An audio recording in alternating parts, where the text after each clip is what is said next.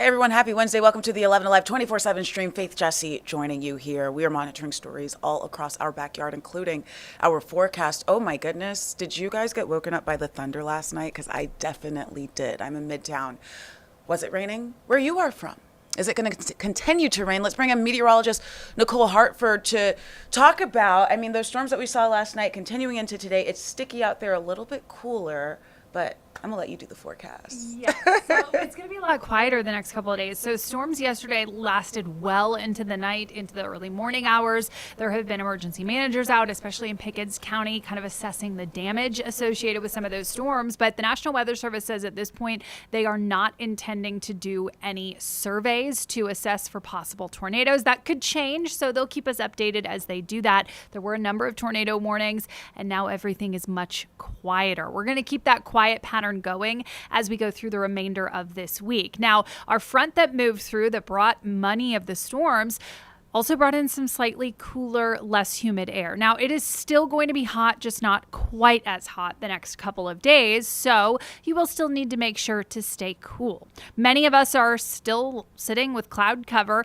as we go throughout the rest of the day today. There will be some breaks in the clouds. It kind of varies depending on where you are. Right now, temperatures in Atlanta, 84 degrees. Humidity is high. It is sticky, so it feels like 93 right now, but those northwesterly winds out of the northwest at 5 miles per hour, those will bring in some lower humidity, some drier air. So you'll start to feel a little bit of the difference by tomorrow, and if not tomorrow, certainly by the end of the week. Right now, there's the cloud cover. You can see most of us are still overcast on our satellite radar, but we're seeing more sunshine out towards the east, stretching into far east Georgia, especially closer to Augusta. A couple isolated showers linger into portions of Alabama, Cleburne County, even into Carroll County. We've got a little bit of green showing some light rainfall there, but rain chances throughout the remainder of the day today for us are going to be really limited. There's our front. It's draped across central Georgia, and it is still moving slowly down towards the south. This is essentially going to settle throughout the southeast, kind of stall south of our area,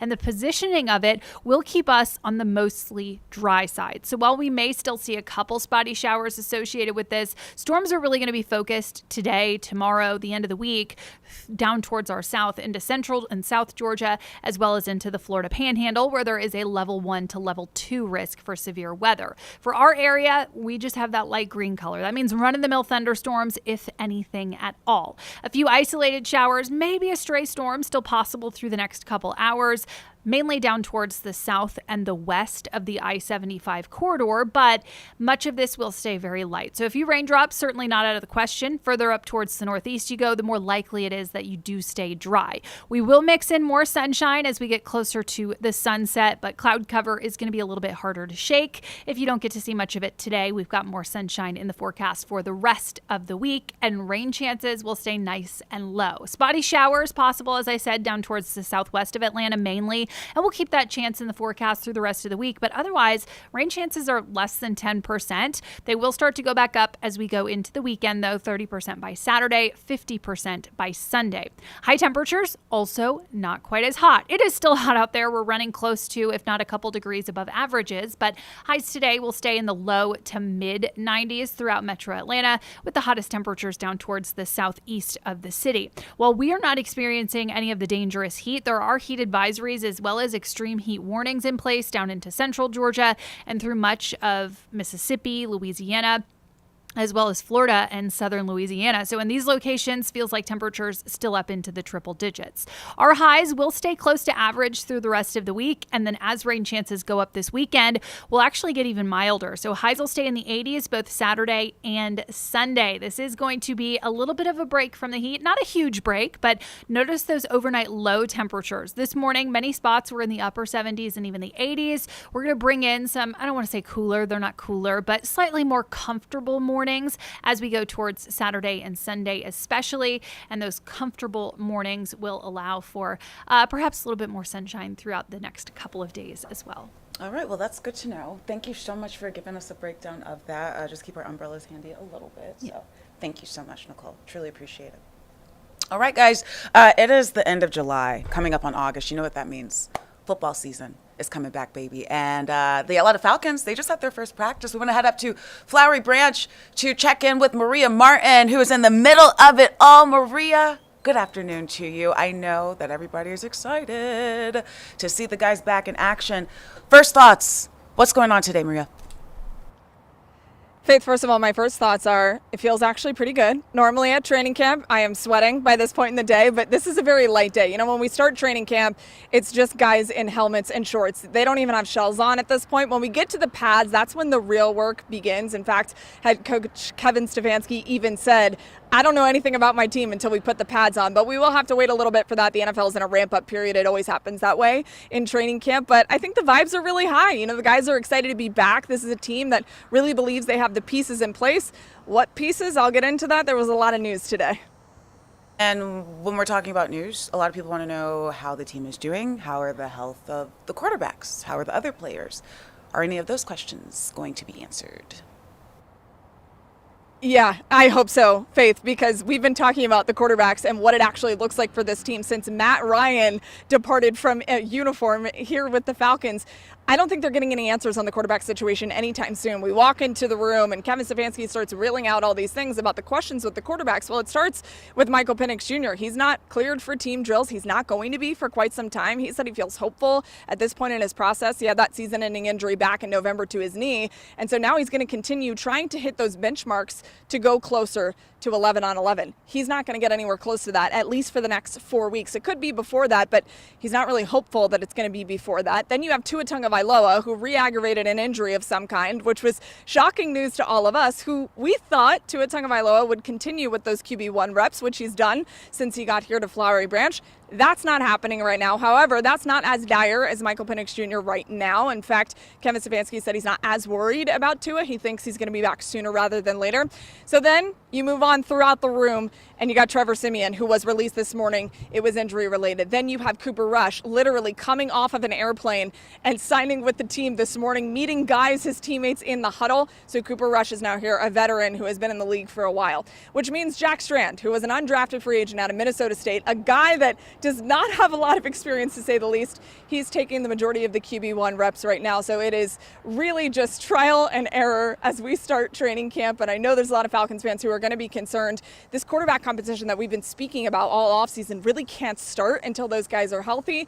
And that timetable, it begins now. I mean, hopping off the plane and signing. That's a bar. I think that's going to end up in a song somewhere. I'm just saying. Okay, let's move on from the quarterbacks. We saw some long-term contracts signed here. Drake London, Kyle Pitts, still waiting to see what Bijan is going to do, right?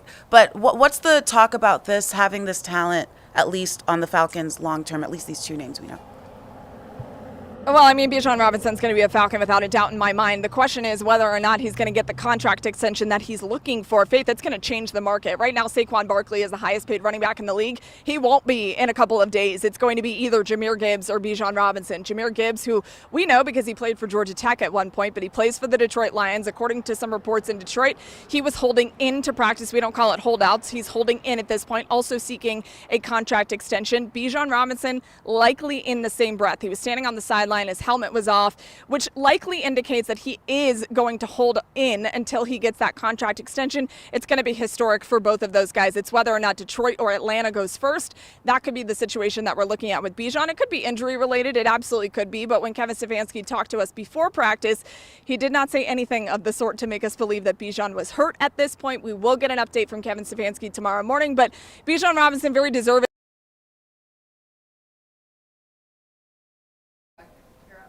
Okay, it looks like we have a little bit of technical difficulties with Maria. We lost her feed there, so we're going to try and work on getting that back up because I still have some questions for her. So let's give it a little bit of time to see if we can get Maria's live shot back up. Let's take a quick break. We'll see you guys on the other side.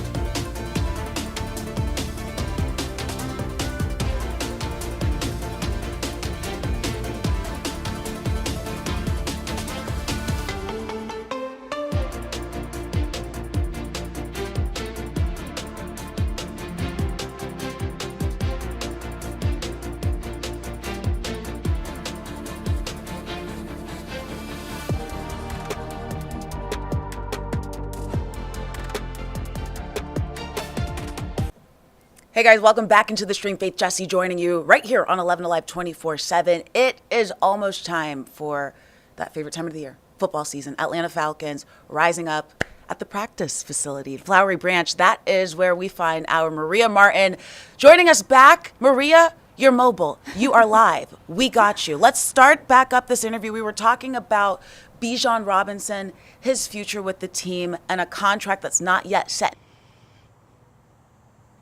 Yeah, so Bijan Robinson is actually contracted through 2027 with the Atlanta Falcons. The team picked up his fifth-year option, but what he's seeking is a contract extension, very similar to what his teammates Drake London and Kyle Pitts have received in the offseason. However, Bijan's in a category of his own.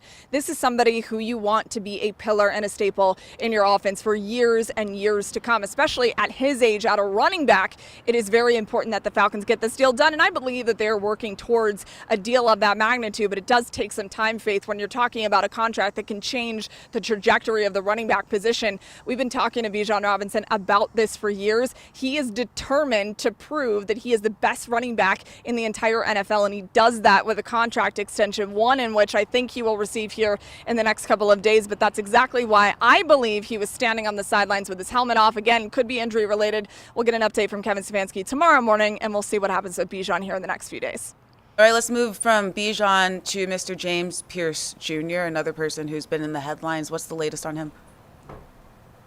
Yeah, James Pierce Jr., he's here. He is a full participant. He was running with the ones on defense, and he was really a different kind of player than they even expected coming out of the draft when he was picked up in the first round. And he's a lot of the reason why they're in a quarterback situation like they are, because they dealt away future first round picks to go get James Pierce Jr., and it paid off. This was a defense last year who set a new record. They had 57 sacks. Their pass rush was insane, and James Pierce Jr. was a very big part of that. Unfortunately, he was a part of some off-field issues in the offseason where he was arrested in Florida. Those have been really the talking point around James Pierce Jr.'s offseason, instead of the work that he's putting in to get ready for his second year in the NFL. Now, Kevin Stefanski said he's a full participant. He's a teammate like all the rest of these guys. They've gone through the other things off of the field to deal with James Pierce Jr., the program that he has to be in that's been mandated by the NFL. But what's coming next? The National Football League is going to hand him a suspension. We don't know how many games that will look like. So right now, he's got to operate like he's going to walk out there in week one and play. So until they get that handed down by the league,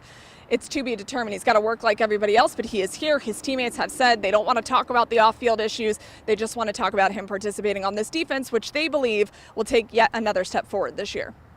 And of course, these players coming into this season with a lot of new faces in the front office as well as on the coaching staff. This is the first day of training camp working with these coaches. What are you, I guess, noticing about just the relationship there, the bond, and what we could see in the future for this team? Yeah, good question. I mean, it's really early, so all of these new faces on the staff, it's going to take some time to build those relationships. Of course, in the offseason, they've been in meetings ever since these guys got signed and brought over here from other teams. But I think Tommy Rees is really a big focus. He's going to be calling all the plays. He's a very young offensive coordinator. In fact, in the offseason, there's been a lot of articles out there that he's the next hot head coach. Well, I don't know if we want to go that far until we can prove that he can call some plays. He did that a little bit in Cleveland when he was with Kevin Stefanski over there. But coming to Atlanta, he does have some more pieces in place than he did with the Browns, of course.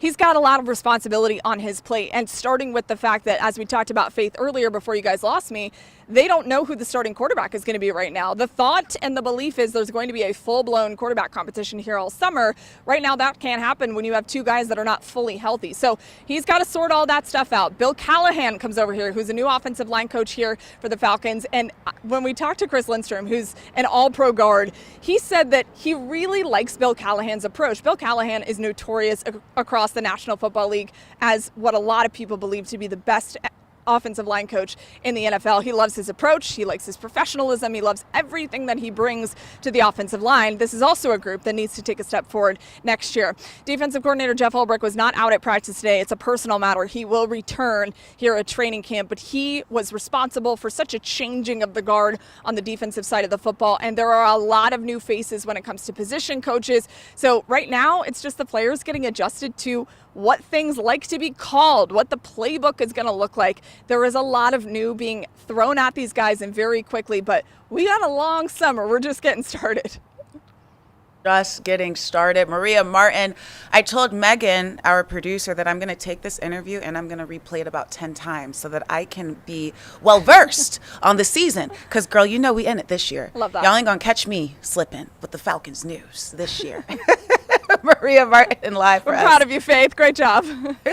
Thank you so much, Maria. All right, let's take a quick break. We'll be right back after this.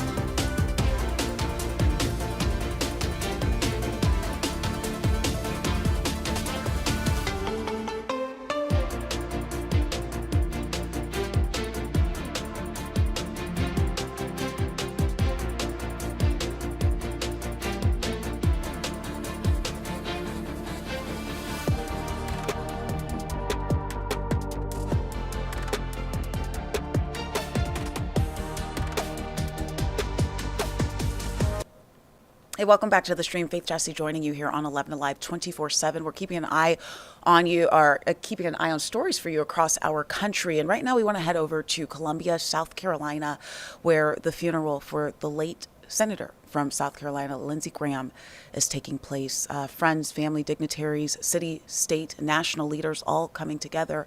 Right now you see former Congressman Gowdy from South Carolina on your screen. Let's listen into the funeral. For the country, for our state. You know, our friendship began the way all really beautiful, powerful friendships began. He endorsed my opponent when I ran for Congress the first time. I'm not kidding. I wish I was. You know, a lot of politicians, they joke. They say, I'll do whatever helps you more. I'll endorse you or I'll endorse your opponent. Lindsey wasn't joking. He endorsed my opponent. After we narrowly eked out a victory and my wife is picking the confetti out of my pomade on election night, the very first phone call I got was from Lindsey Graham. He said, I will be the best friend that you have in Washington, D.C. And I'll be doggone then Congressman Scott if he was not. He helped us with committee assignments. He helped us navigate the waters of Washington. He never looked at us and saw a competitor. He looked at us and saw a fellow South Carolinian that needed some help. The things that that man did for me that no one else could have done. He introduced me to a guy named Bono. He pronounced it Bono. He couldn't tell you a single song U2 had ever recorded or written, but he knew that I was a fan of U2, and I wanted to meet Bono. 5 different times I got to be in the room with a guy named Paul Hewson, also known as Bono, because Lindsey Graham thought enough to think about a lowly House member and invite him over to the Senate. And you know what they were talking about? It certainly wasn't about music. And it wasn't about the earrings that Bono had. They were talking about children in Africa who needed drugs, they needed medicine, and they needed food. Sometimes in this world that we find ourselves in, 99 is a failing grade. Not with Lindsey Graham. If he could find one thing that he agreed with you on, that's what he put his energies in. And with Bono, it was children in Africa. And I got to tell you this, and my colleagues will back me up, how many different times did that man say, look, this is a tough vote. I'm going to vote yes.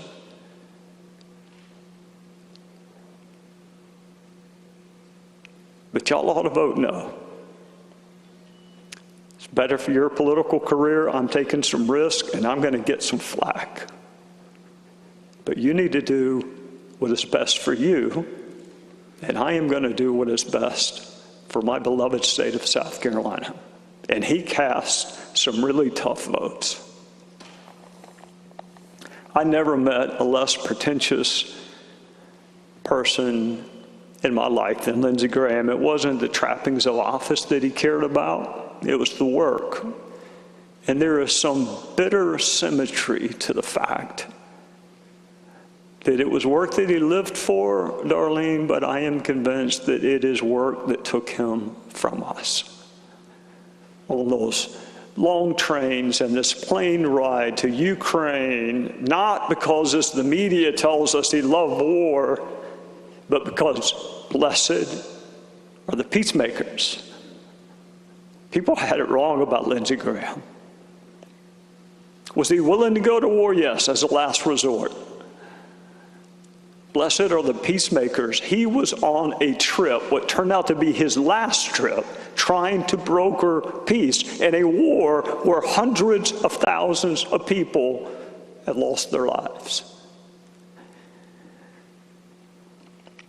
For those DC reporters who believe that Lindsey lacked convictions, I can assure you he did not, because I witnessed several of them. Andrew King is here. Andrew, Richard Perry, Van Cato. I can't even call you staff. You were not staff to him. You were family to him. You were the sons that he did not have. And we endured a lot together. So far in life, the 4 of us have never shared a prison cell. There's still time, but we haven't done it. Not prisoners of war. But we shared a golf cart with him, and we played golf with him, and I'm not sure there's that much difference between the 3. The convictions that Lindsey Graham had that come to mind immediately is he had an almost religious aversion to using what we call a rangefinder. If you are familiar with golf, it tells you what the yardage is, so you don't have to ask somebody else 15 times, how many yards do I have? He had a deeply held conviction against using hearing aids. And Sean and Ansley, he had a really deeply held conviction against the memory supplements that we sell on Fox News during commercial breaks. Because I'm just going to give you a glimpse of what playing golf with Lindsey Graham was like. So he would tee off having hit no warm-up shots whatsoever, and it would go so far left that I think geometrically it may have actually been right. I think you could walk either direction and you would find the ball at the same time. And he would say, hey, Trey, go get that golf ball for me. and I would say, Chairman, I love you to death, but there's a reason my wife and I left the church we were at in Spartanburg. I don't like snakes. I am not going to look for your golf ball. And he said, well, I'll just drop one out in the fairway with you. He said, how far do I have? 168 yards. First 2 times you ever said anything to Lindsey Graham were just for fun. He didn't hear him. 168 yards. How far I got? 168 yards, Chairman. 68? How did you get to be the chairman of budget? 168 yards. What do you think I ought to hit? Whatever goes 168 yards, Lindsey, I don't have any idea. I'm going to hit a pitching wedge. Well, if we were hitting off of the top of Mount Everest, yes, you should hit a pitching wedge. Lindsey, you don't hit a 168-yard pitching wedge. Times that by 18, times how many rounds of golf I was privileged to play with that man.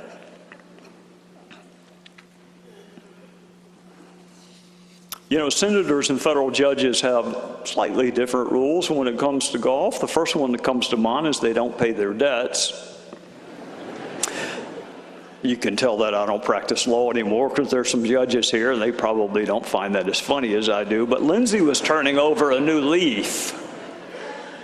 I played about a month ago with a guy named John Ratcliffe, who's our CIA director, and Johnny and I somehow managed to eke out like a 6-up victory over Lindsey and his partner, and Lindsey decided to pay. So he brings out this crumpled up, probably counterfeit $20 bill out of his pocket, and he hands it to John Ratcliffe. Ratcliffe's on a government salary. He took it. I handed it back to him. I said, look, Fox is great to me. Plus, Lindsey, honestly, that would buy you 2 brand new suits. You need to keep that $20 bill. He told me he was going to run for president. Scott, my reaction was not unlike yours. But I said, let me hear you out. And he said, well, you tell me what do I need to do to be more competitive in a presidential race? And I said, you need to get married, Senator Graham.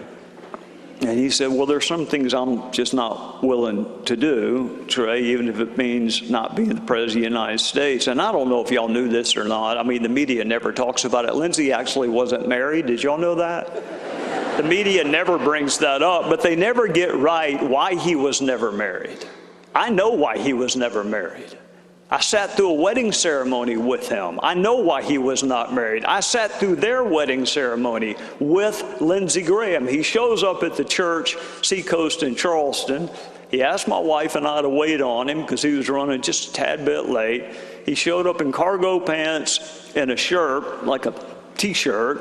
And my wife, who's the sweetest human being on the face of the earth, said, you know, Chairman Graham, would you like us to wait while you change?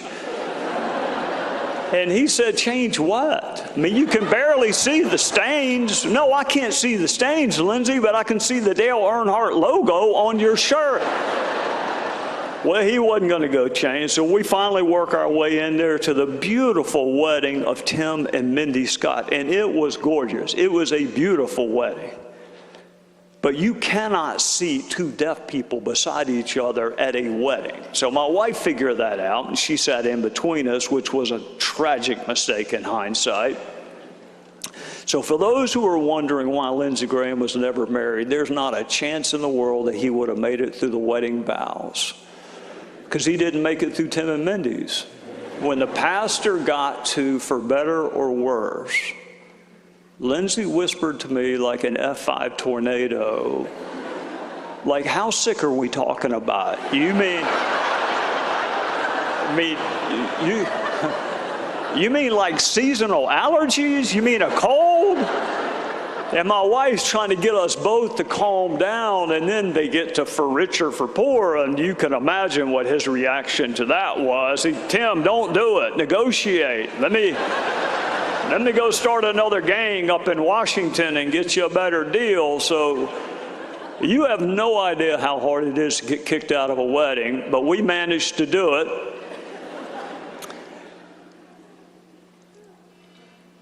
I cannot use the word staff. I cannot. Y'all have been so amazing the last 2 weeks. Darlene, you have one of the best group of people that's ever been assembled in South Carolina and Washington. I cannot call them staff. They were family to him. And old Richard Perry, God bless him, he's been with Lindsay since the earth cooled. And how many difficult conversations has Richard had? You know, the first time Lindsay ran for Senate, he sat Richard down and said, Richard, 31% of the people in this state are not going to vote for me no matter what. You don't need to worry about it. Don't even try. Richard's sitting there scratching his head thinking, well, I mean, we can try, can't we? I mean, do you have to give up on 31%? Don't worry about it. 6 years later, Lindsay's running for re-election. He says, Richard, 42% of the people in this state are not going to vote for me no matter what. Well, Richard's a smart guy. He sees things are not going in the right direction. And then this last go around, Lindsay said, Richard, 49% of the people in this state are not going to vote for me no matter what. That man had incredible self-awareness. He knew who he was. Tim and I looked at polls and we see that we're like double-digit disapproval and we're on the phone with our therapist. Lindsay sees 55-45 and he thinks he's got 5 points to play with. Was he high profile? Yes. He just never acted like it.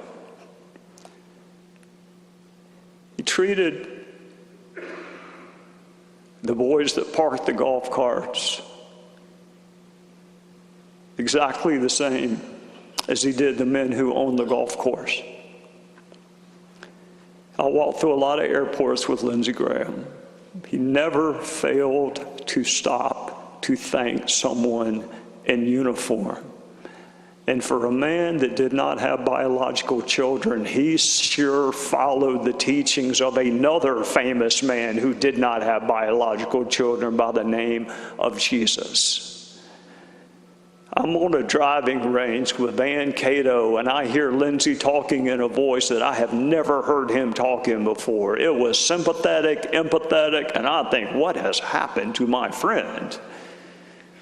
And Van politely tells me he is talking to a child who's getting ready to have surgery. And he was speaking like he was the parent of 12 children. Lindsey Graham was the least pretentious person I have ever seen in politics.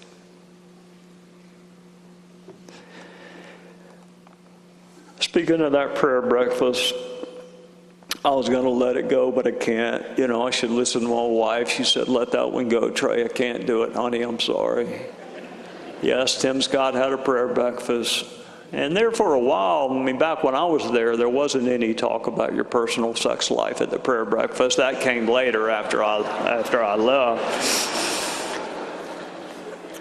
So, Lindsay was sometimes, that's not true. Lindsay was always late. It wasn't sometimes late, he was always late. And Tim had just finished a beautiful sermon, and I was so lucky I had two senators that quoted the Bible. One of them got it right, and one of them wasn't even close. So Tim asked us to share our favorite Bible verse, and Lindsay stood up there and shared his, and I whispered to Tim, that's actually a line from the movie Gladiator. That's not a Bible verse, but... And then that small county lawyer wowed the jury like I've never seen a preacher do, with the authenticity, the sincerity of his message, the humility of his message. He did more for the cause of Christ without being able to cite a Bible verse, just with the authentic way that he presented his relationship with Christ. You know, there are a few things in life less relevant than a former member of Congress. And you do wonder Is anybody going to return these telephone calls? Anybody ever going to call you? When you leave, you go through a period where you just question your relevance. My two senators would not allow that to happen. That man will preach my funeral. And Lindsey Graham spent more time with me after I left the House than when I was his colleague in the House.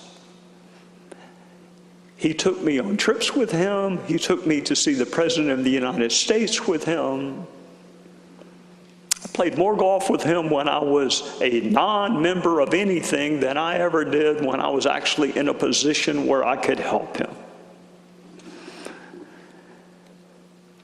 To my friends in the media, or to those on social media, and boy, if I could go back in time and change one thing, I would never have gotten Lindsey an iPhone. I would have kept that flip phone, and whoever taught him how to use X, there's a special place in purgatory for you.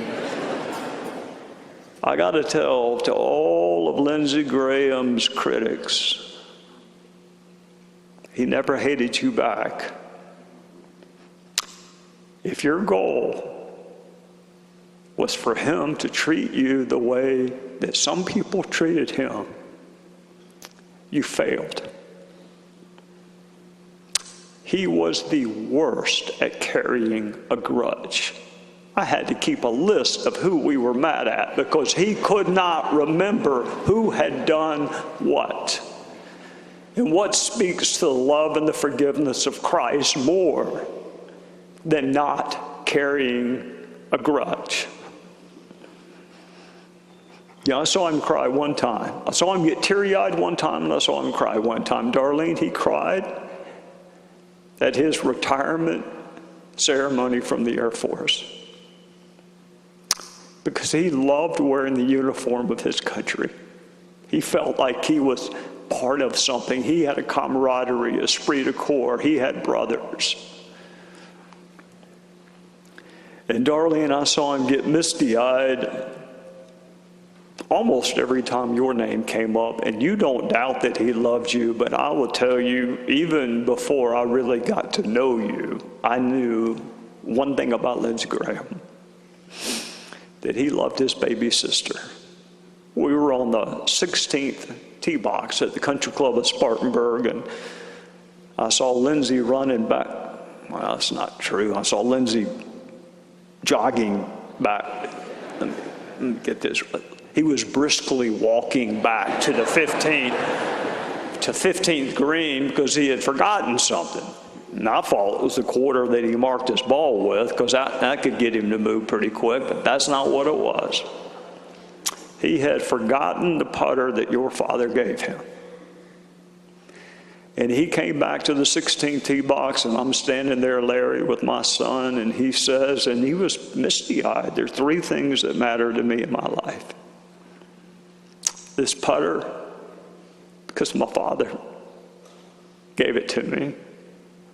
The class ring that my mama bought for me. And my baby sister, Darlene. And that was it.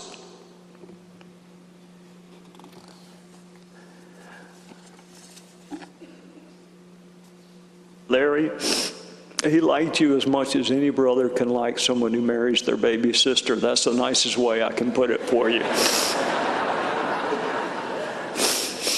If only I had known that July 3rd,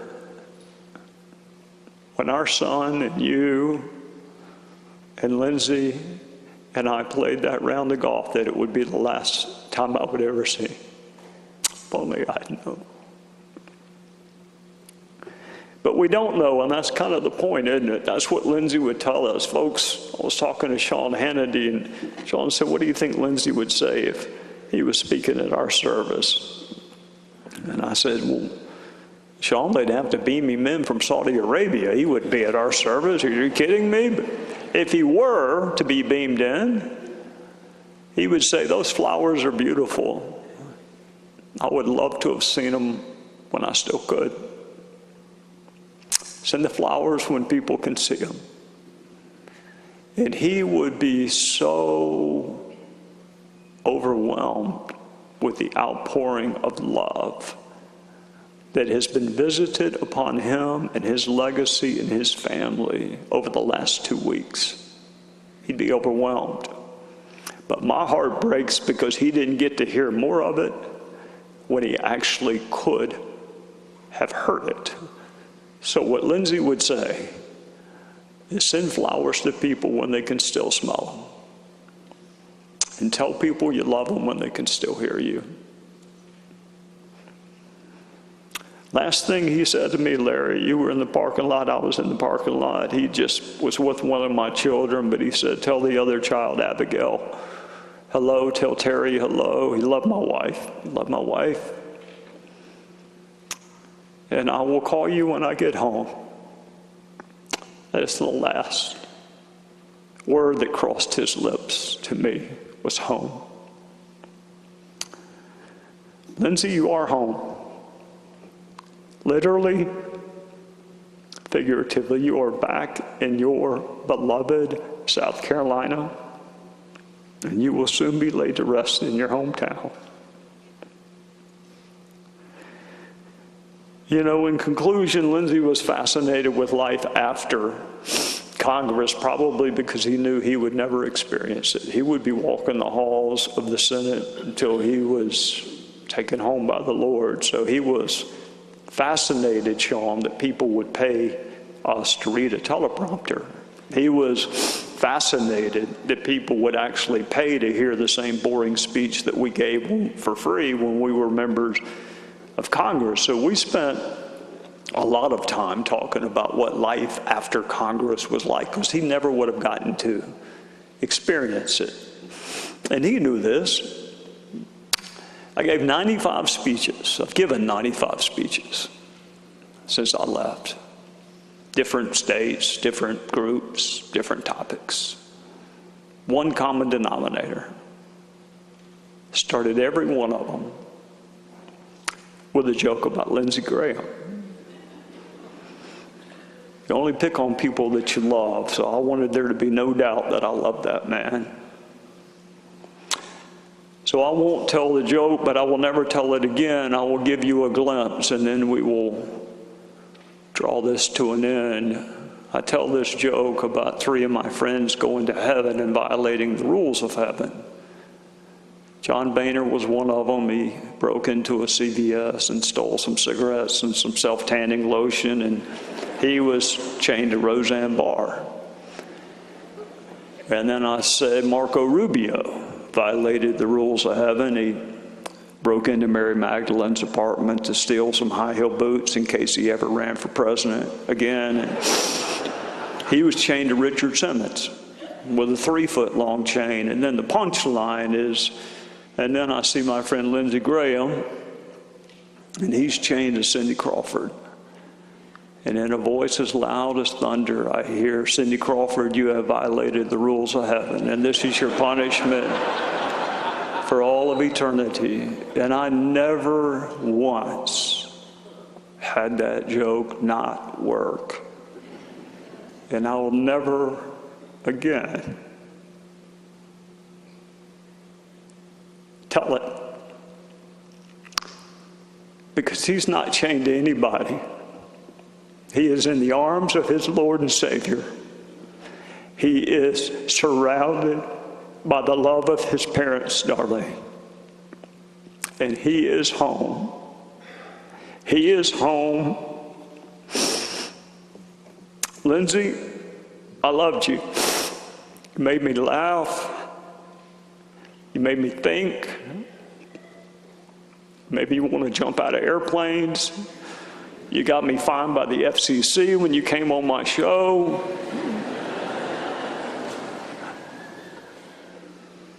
And you have made me cry a lot over the last 2 weeks. But I want you to know, brother, that your name will echo through the halls of history.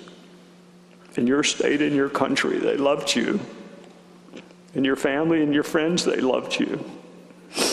And I wish you could have been here to listen to how much people loved and respected you. I will do what you would have wanted me to do, which is take care of your sister. That is all you would have asked me to do. Take care of your sister. And that is what I will do. And then one day I will see you again, and we can laugh and we can fight. And we'll do it forever and all of eternity. And until that day, I will miss you with my whole heart. God bless you, brother.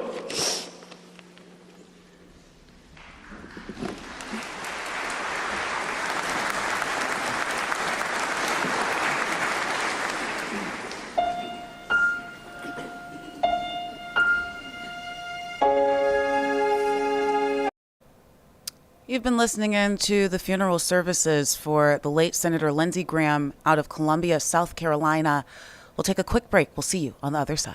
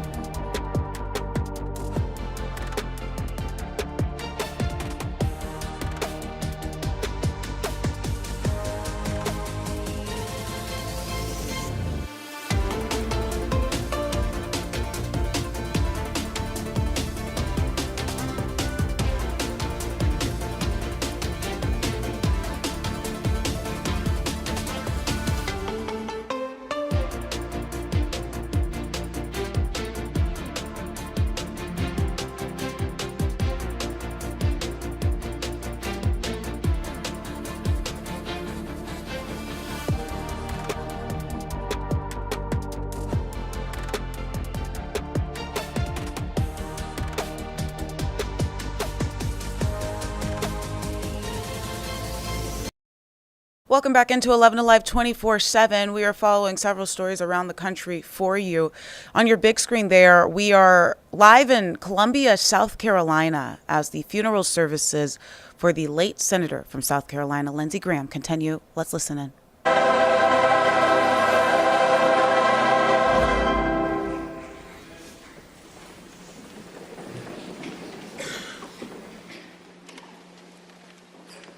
Thank you, choir.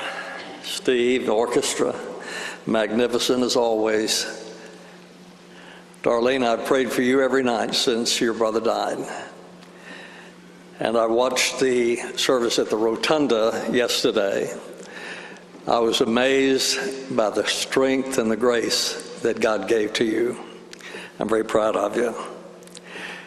When Senator Graham died, the world lost a friend, but we lost a member of the family.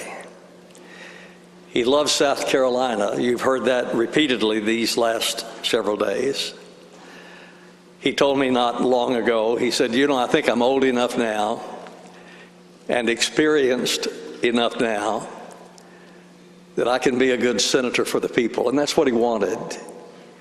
He wanted to represent well the people of the state that he loved. After his death, I remember reading several different articles. And one of the things that caught my attention is that it said that his net worth was $1.4 million. I read that and I thought, that must not be right. I read it again and it said the same thing, $1.4 million. And I thought, he's been up there for 30 years. What's he been doing? I mean, I know other people have gone to Washington, and after they're there for a while, they have $20, $30, $50 million. Maybe he should have taken a course at Darla Moore's School of Business. But see, that was Senator Graham. It was never about him. It was about us. He didn't go to Washington to enrich himself. He went to Washington to make life better and safer for us and for America. He loved the state, and we lost a brother.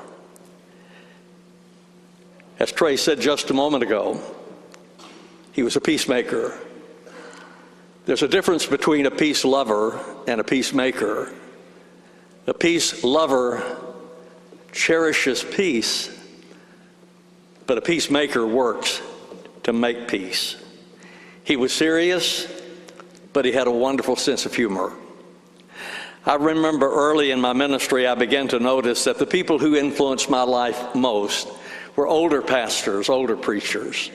And I began to wonder, why is that? Why the older pastors rather than my contemporaries? And this is my conclusion. The older pastors seem to take the gospel seriously, but not themselves. And that was Senator Graham. He took his work seriously, but not himself. He called me one day when I was pastor of this church and said, "Wendell, do you want to play golf at Augusta National?" Well, I'd given up on that idea long ago. I said, "Are you serious?" He said, "Yeah, I'm serious. You want to play?" And I said, "You tell me the date and the time and I'll be there." He said, "Well, I'm looking at Easter Sunday."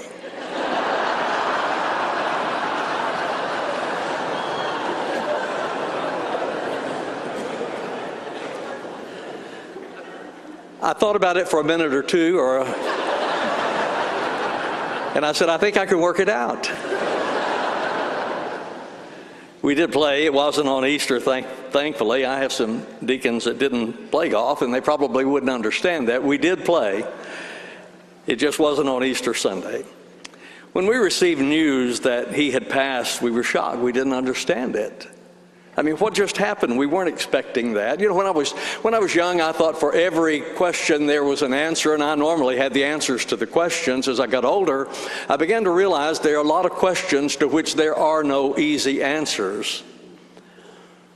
Solomon was the wisest man in the world, but he was not omniscient. There were things that he didn't know, he didn't understand. David didn't understand the prosperity of the wicked and the suffering of good people. And he said in Psalm 73, "Behold, these are the wicked and always at ease. They have increased in wealth. Surely in vain I have kept my heart pure and washed my hands in innocence." We have questions when death comes to those we love. My dad died at 43, and I didn't understand it. He was a good man. He knew God. He was a deacon in the church. He loved my mother. He was a good father. I didn't understand it. I still don't. There are questions to which we have no answers. We don't really understand the senator's passing at such a young age. Wasn't expected. He was here a couple of weeks before he died at Celebration of Liberty. And we were talking. I said, Senator, you look great. You've lost weight. You really look good. And he said, I'm getting ready for the next 6 years. He wasn't expecting to be here like this. Death comes and we don't always have the answers as to why. What I hope to do today, and I'm going to do it as briefly as I can, what I hope to do today is to encourage you from the Word of God. And the passage of Scripture I'm going to read is Isaiah chapter 6, beginning in verse 1.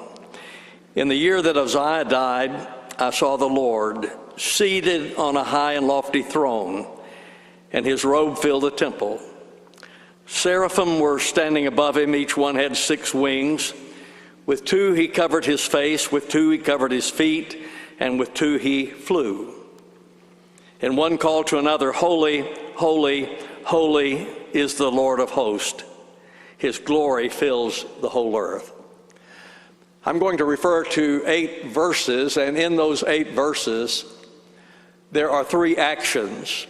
Isaiah said, I saw, I said, I heard. First of all, he said, I saw the Lord sitting on a throne. This was a devastating time for the people of Judah. Uzziah the king had died. They were desperate. They didn't know what the future held for them. They didn't know what was going to happen in Judah. So they were desperate. That was the thing that drove Isaiah to the temple. And he said when he was there, he said, I saw the Lord sitting on a throne.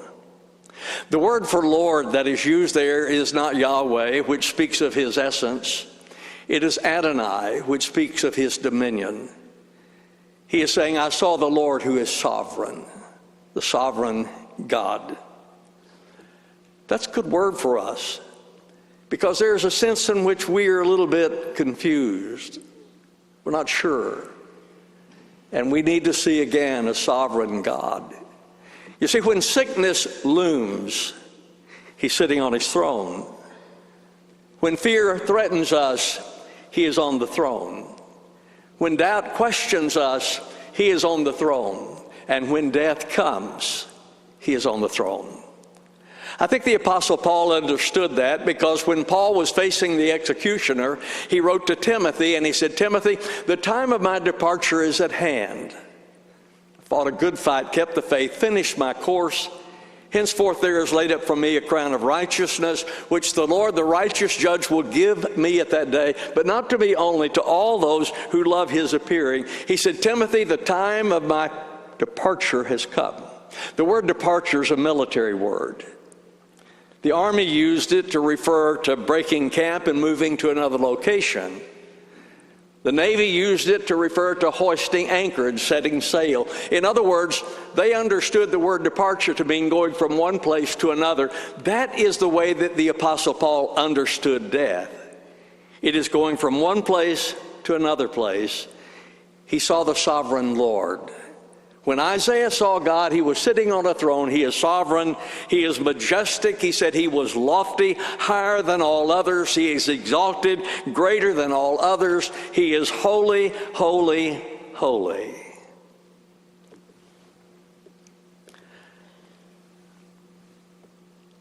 Ladies and gentlemen, it seems to me, and probably to many of you, that in many respects, the world is upside down today.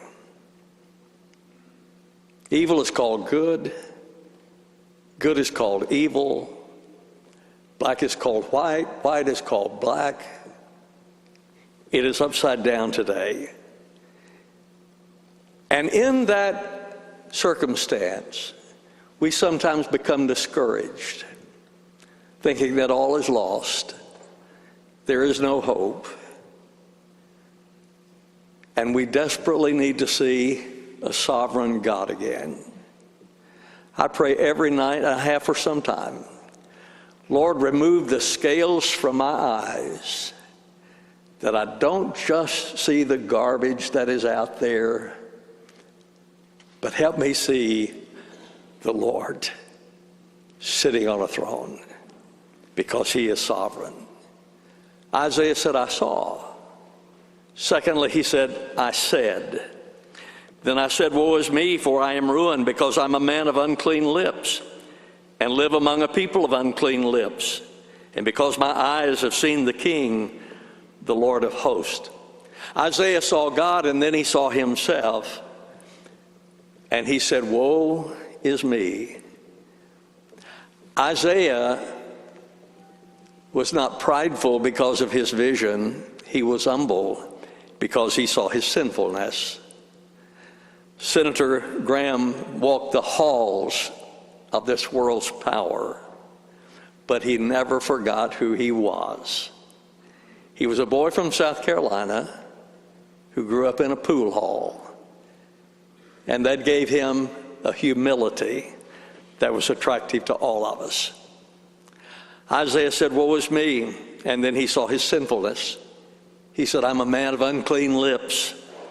Matthew Henry wrote, those are fittest to be employed for God, who are low in their own eyes and are made deeply sensible of their own weakness and unworthiness. Senator Graham knew and confessed his sinfulness. He knew his need. And then the holy God, Isaiah said, cleanses us. Verse 6. Then one of the seraphim flew to me, and in his hand was a glowing coal that he had taken from the altar with tongs. He touched my mouth with it and said, now that this has touched your lips, your wickedness is removed, and your sin is atoned for. Senator Graham did not always know the language of the church, but I believe he knew the Lord. He confessed that, and his actions confirmed that. He was a tireless fighter for the unborn. He fought for peace. He fought for justice. He fought for Christian values. But you know what troubles me most?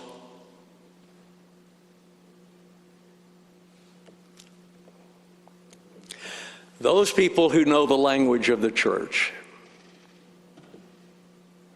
and because they know the language, they convince us they know the Lord, when their actions testify that they do not. I believe that he knew the Lord, but not always our language. Third, I heard. Then I heard the voice of the Lord saying, who should I send? Who will go for us?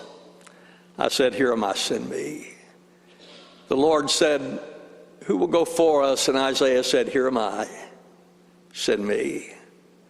I think Senator Graham heard that voice, who will go for us? And he said, here am I, send me. He traveled the world on a quest for peace. How many times was he in the Middle East? 10 times in Ukraine, just came back from a successful mission. He heard the voice of God. Who will go for us? Here am I, send me. But ladies and gentlemen, after the Lord tells us to go, there is a time when he tells us to come. Senator Graham went, and then he went home to heaven. You know, all of us are going to end up in heaven or hell. I don't know. I'm curious about heaven. I know some about it because of what I read. The Bible says it's a place of beauty, more beautiful than Senator Graham's beloved South Carolina, streets of gold, gates of pearl, place of service. The Bible says his servants shall serve him. I used to hear about heaven, and I thought, I'm going to be bored to death up there. I mean, sitting on a cloud trying to keep my robe straight, my halo on, and all that stuff. And then I read that verse. It says that his servants shall serve him. I believe we're going to be productive when we get to heaven. I'm not sure what we'll do, but I believe we'll be productive. It's a place of sinlessness. There's none there. Place of peace. The Bible says he shall wipe away every tear from their eyes. There shall no longer be any death. There shall no longer be any mourning, crying, pain. First things have passed away. Place of reunion. We will see again those who know the Lord if we know the Lord. I believe, and I do, I believe I'll see my mother, my dad again, my brother, my sister, our senator. I believe that we will be reunited. Will we know each other? We're not going to have less sense up there than we do down here, so yes, we're going to know each other when we get there. Let me close with this. I read this some time ago, and it's always been meaningful to me because it is a description of death that pictures it for me, and perhaps it will for you. I'm standing upon the seashore. A ship at my side spreads her white sails in the morning breeze and starts for the blue ocean. She is an object of beauty and strength, and I stand and watch her until at length she is only a ribbon or a white cloud just where the sea and the sky come to mingle with each other. Then someone at my side says, "There, she's gone." She's gone where? Gone from my sight, that's all. She is just as large in mast and hull and spar as she was when she left my side, and just as able to bear her load of living freight to the place of destination. Her diminished size is in me, not in her. And just at the moment when someone at my side says, "There, she's gone," there are other voices ready to take up the glad shout, "There she comes," and that is dying. Senator Graham is gone from our shore, but he has been welcomed on heaven's shore. Our gracious Father, we thank you for the promise in Jesus Christ that those who know him will be forever with you, and we will be reunited with those loved ones in Christ. Lord, I pray for Darlene and the family. I pray that you will comfort them, give them peace, and bless them. And I thank you, Father, for the friendship, for the life of Senator Graham. He was a blessing to us. Father, thank you for these who have come to pay their respects. I pray you'll bless them in Jesus' name. Amen.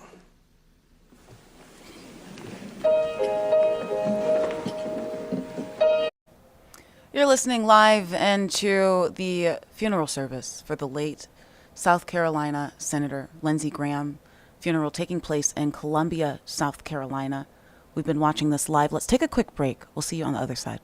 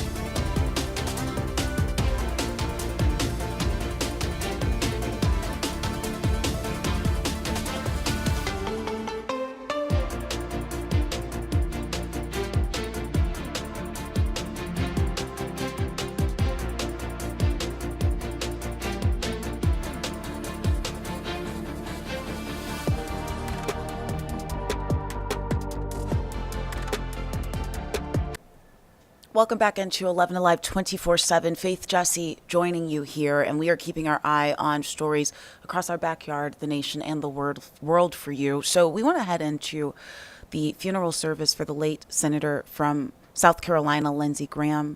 Right now, they are doing that funeral service out of Columbia, South Carolina. Dignitaries, city and state leaders, family, friends, all coming together to remember his life and legacy. Let's listen in.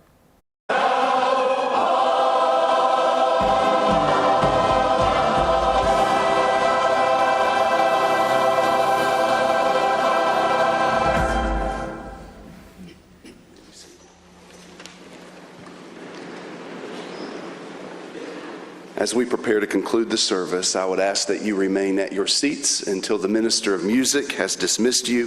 Following the benediction, the family is going to recess behind the casket, after which the honor guard will prepare to escort Senator Graham's remains from the sanctuary to street level.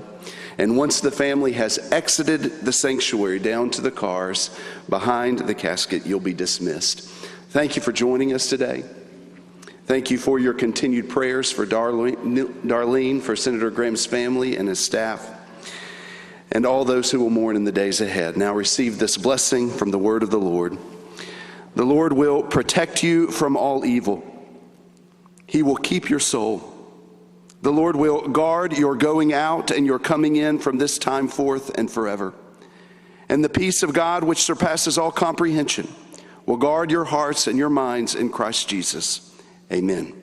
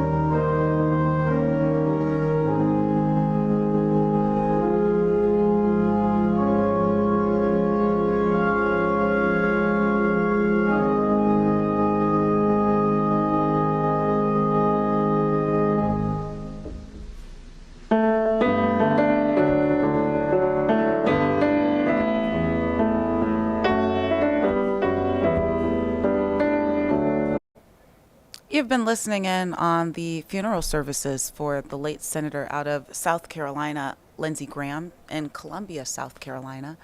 We've been watching this as the world continues to watch. Faith leaders, family members, friends, state leaders, city leaders, all coming together to remember the late senator's life and legacy. We'll take a quick break. We'll see you on the other side.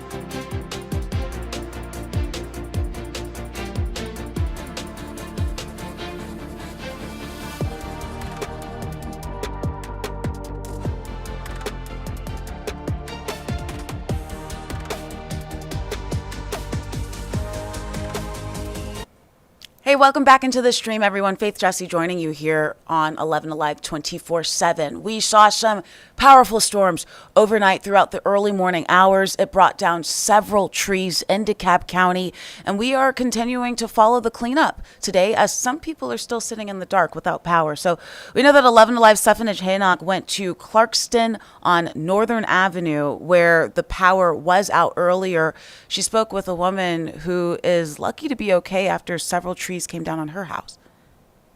Yeah, and she's still without power. She tells me now she's just really stressed trying to work with her insurance company, and that she says when she woke up last night to loud noises, she noticed the multiple trees had fallen into her home. She told me she was reading a book before she had to eventually run to her neighbor's home for safety. Now, debris and insulation are left inside her home with portions of the roof just completely gone.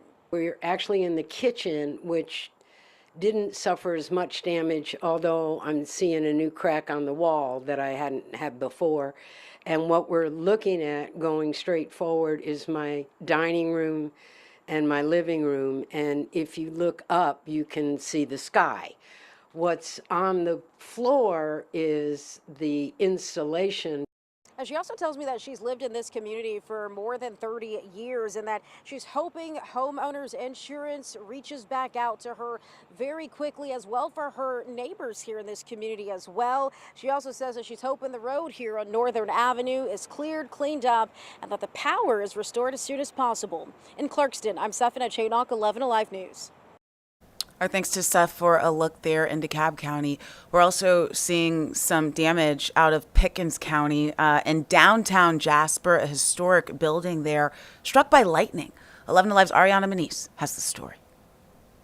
For some people here, this isn't just a monument. It is a statue that has stood here in the downtown area for decades. Now, emergency officials here in Pickens County, they say that the Oglethorpe Monument was struck by lightning last night during last night's storm, sending large pieces of stone to the ground. Now, the monument was first put up on Mount Oglethorpe in 1930, but it was moved here to the downtown Jasper area in 1999. We spoke to a local history teacher who came to see the damage this morning, and he says he never expected to see a landmark that stood for decades damaged like this. I was a little bit stunned. I had first seen something from the sheriff's department online, and I drove over. We were under a tornado warning last night, so most of us were hunkered down.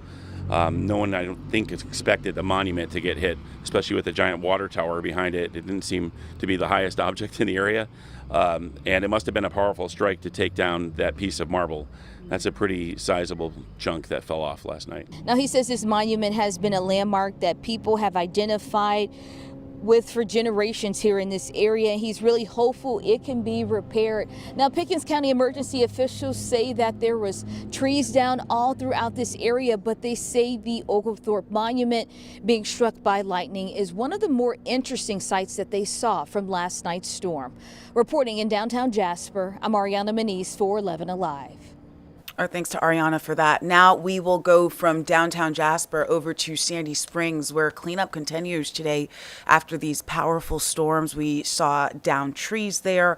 We saw some blocked roads. We also saw some property damage reported there. 11Alive's Doug Turnbull filed this story earlier. Sandy Springs felt the brunt of those overnight storms, and we started before sunrise at this apartment complex on the 7,000 block of Roswell Road. Look at some video we shot here. Photojournalist Stephen Boise caught this tree that came down on 4 different vehicles, and it clipped the side of a building right above the bedroom there at the Celebration at Sandy Springs Apartments, building number 35, in fact. And you can see that tree draped over the vehicles there and the limb protruding through the windshield of one of those cars. No reported injuries at this scene here, and caution tape was up around those vehicles when we left. And then at the second spot we went to, take a look at this as we come back to the truck here in Sandy Springs on Peachtree Dunwoody Road between Balmoral and Windsor Parkway. Look, a tree came down that got removed out of the road, but it took down the wires and blocked the roadway in this big cut through between Sandy Springs and Buckhead. Again, Peachtree Dunwoody Road north of Windsor Parkway. People were having to turn around the neighborhoods here. Police were directing them around that traffic. Also, in the midst of covering this, we heard about different trees down on Lake Forest Drive and Mystic Valley Road. Those got cleared out of the way, and some wires down reportedly helped start a dryer fire in a house just a block away from where we're sitting on Old Woodbine Road, but that got quickly handled too. Reporting from Sandy Springs, Doug Turnbull, 11Alive News. Our thanks to Doug for that report. That cleanup continues. If you do have any issues or questions, feel free to shoot us an email if you think something needs to be checked out and it's not. And be safe out there as we continue to monitor this storm damage and the cleanups. We'll have more information for you on later editions of 11Alive. Let's take a quick break. Zach Merchant is on deck to continue the stream after this. Thanks so much for joining me today. We'll see you in a couple minutes.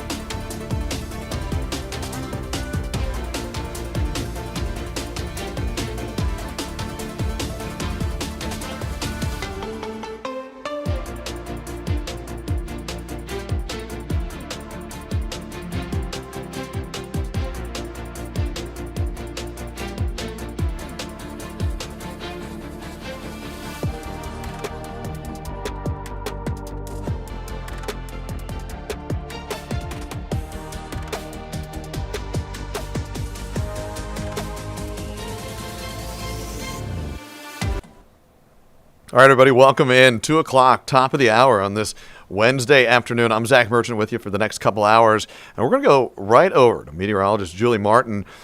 Julie, we had a very active night of weather last night. Where do we stand following what we saw last night? And then, of course, the next question, what's coming next for us? Yeah, a much calmer period is in store for us for the next few days. Our next rain chances really aren't going to arrive until the weekend, Zach, so much time to just kind of recoup here after last night's active severe weather. Taking you outside right now over downtown Atlanta, we are at 85. It feels like 92, so a bit more comfortable today versus previous days. And in general, we're sitting in the mid-80s to around 91 out to our east in Athens, 95 in Eatonton. Those are the hot spots. But even our feels-like temperatures today are much more comfortable than what we have been experiencing with all of the triple-digit heat. Off to our south, a couple of spots, LaGrange, Thomaston, still feeling like the triple digits, but most of us are feeling more comfortable today. Heat alerts are off to our south in South Georgia and then into Florida. They're dealing with extreme heat warnings there across the Florida Panhandle, portions of northeast Florida, up the coast of Georgia into South Carolina. For us, though, a quieter stretch through Friday, drier, not as hot. Just still need to stay cool, though. It's still going to be in the 90s, so I wouldn't say that's cool, but it won't feel as bad because of that humidity. Our front is hanging out here in central Georgia, and so you see some showers and storms off to the south of it there and from Americus down to Albany. Also looking at maybe just a couple of isolated pops here or there in Atlanta, but we are really not expecting any active weather today. So the severe weather threat is also well off to our south in South Georgia and the Florida Panhandle. For us, though, most of us staying quiet. Could see a couple of stray storms off to our south. Other than that, a quiet Wednesday after a very active Tuesday. Your 7-day forecast looks like this. We'll stay in the 90s this week, and then by the weekend, we are back in the 80s, but we will see our rain chances increasing, particularly on Sunday, with a 50% chance of showers and storms. Like that kind of graphic where you see a couple happy sunshine there next couple days, because last night it was quite an evening. We had a lot of storm damage, especially across North Georgia. Yeah, for sure. And we are tracking that. We're going to have more on that coming up a little bit later in the show. For now, though, Julie, thank you very much. We appreciate it. Sure. Let's shift gears now and go to this, the big story of the week, and it continues. It's the latest in the fallout of the Appalachian High School attack. It took place back in September of 2024. Last week, the Appalachian High School shooter, Colt Gray, pleaded guilty, admitting to his crimes, pleading guilty to all 55 counts against him. Yesterday, a judge sentenced Colt Gray to life without parole for killing 2 students and 2 teachers during that attack back in 2024. The judge rejected the defense's argument that Colt acted out of immaturity or mental illness, instead saying that the teen had planned the attack for more than a year, studied other mass shooters, and understood the pain he would cause. 4 lives were stolen, 2 of them really just beginning. It was done for the infamy of it. Your crimes do reflect permanent incorrigibility, and I will sentence you to life without parole for each of the malice murders that you committed. There you heard from the Barrow County Judge, Nicholas Prim, who oversaw this case. Colt Gray, the Appalachian High School shooter, has 30 days to pursue limited legal options, including asking to withdraw his guilty plea or seeking a discretionary appeal. It was another step in an almost 2-year-long saga of unbelievable challenge for folks in North Georgia and Barrow County and Winder and the Appalachian school system.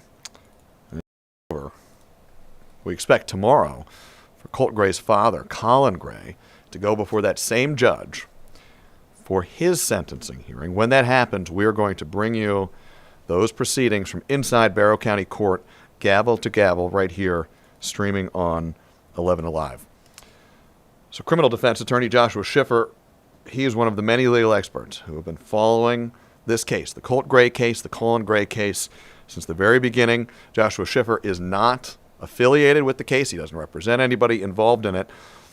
He spoke with our Jonathan Martin earlier today and explained why he believes the judge in Colt Gray's case chose the maximum sentence of life without the possibility of parole.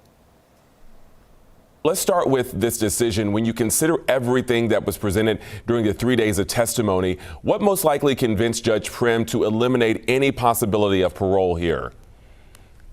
Judge Prim was quite explicit, as is appropriate, in specifically setting out the justifications he relied on in order to exercise his discretion in applying life without parole, one of the most rare sentences out there in juvenile court. You've heard him specifically note the permanent incorrigibility, which infers naturally an unlikelihood of any change substantially in this young man's life during his sentence. That's really the gold standard that the court is looking for in the dicta that the court's going to include in its order, and is the basic justification for life without parole, a sentence only appropriate for juveniles when that standard has been reached. Yeah, we heard the judge say that it's very, very rare for him to sentence someone that young to life without parole. And we saw Colt Gray plead guilty to every single charge. Why did the judge apparently view that as something other than maybe genuine remorse? Well, I believe the judge really took to heart the extensive evidence and testimony he heard from after the plea was begun. Back on this past Friday, both the state and the defense submitted a stipulated agreement that there were these certain facts that justified and made the entry of the plea on all 55 charges appropriate. So the judge had this disc, this thumb drive that included all the facts, and the state and defense agreed on them. Then the court heard both the victim impact statements as well as specific testimony from both state investigators establishing why the state was asking for life without parole, and then most importantly, the mitigation defense offered by, Colt Gray's team. We heard from his grandmother. We heard from a school psychologist extensively. And during that testimony, the judge and the litigants seemed very concerned about Colt Gray's mental health. Mental health never became a fully functioning defense of not guilty by reason of insanity in this case, but the defense relied on the untreated and apparent mental health issues in an effort to convince the judge that life without parole was inappropriate due to potentials that he could improve, that Colt could see a more regulated life with appropriate treatment. The judge compared that to the harm done, the permanence of that harm, and the apparent forethought planning. Judge was very specific about how this was not done contemporaneously with the day. It was planned in advance, and that's what justified the finding of permanent incorrigibility, which justified life without parole. All right, let's look ahead to Colt Gray's father, Colin Gray. He's set to be sentenced tomorrow. Does Colt's guilty plea or life sentence without parole in any way affect the separate proceeding that we're going to see tomorrow? That is a completely separate and distinct hearing, but these two cases are so naturally intertwined. The Colt Gray sentencing and disposition was needed before Colin Gray's case can most effectively be sentenced. And we're going to see that now tomorrow. I believe the judge wanted to see what evidence would be developed in Colt Gray's case to see how it should affect his consideration for the father. Now that that's submitted, the court is willing to go full steam ahead with the sentencing of Colin because it has all the connected information, even though those are separate and distinct prosecutions. Yeah, and quickly before you go, a lot of people will be watching this case really across the country because it does have some legal significance with a father or parent now being held criminally responsible for something that their child did. Yeah, this was a Georgia novelty. It's only the second in the nation, and certainly everyone's watching what happens in the future. Some more context on what you can expect to see play out tomorrow inside of that Barrow County courtroom for Colin Gray's sentencing hearing. Colin Gray, the father of Appalachia High School shooter Colt Gray. A jury back in March convicted Colin on all 27 counts against him. That included 2 counts of second-degree murder, 2 counts of involuntary manslaughter, 18 counts of cruelty to children, and 5 counts of reckless conduct. The jury, in that case, ultimately found that Colin Gray was criminally responsible for providing Colt access to the firearm he used to carry out the Appalachia High School mass shooting. Colt being sentenced to life without parole yesterday. We're going to bring you every development from inside the Barrow County courtroom tomorrow for Colin Gray's sentencing. You can find that streaming right here on 11Alive. We're going to go to break in a moment. But before we do, we want to take a second to remember the victims, the people who were hurt, and the people who were killed in this attack. We spent a lot of time this week talking about the perpetrator, Colt Gray. It's a case we've got to, of course, cover. But you never want to lose sight of the folks who were killed. 2 students lost their lives that day in September of 2024. Mason Skirmerhorn and Christian Angelo. 2 adults on campus also lost their lives. Math teacher Christina Irami and math teacher and football coach Richard Aspinwall.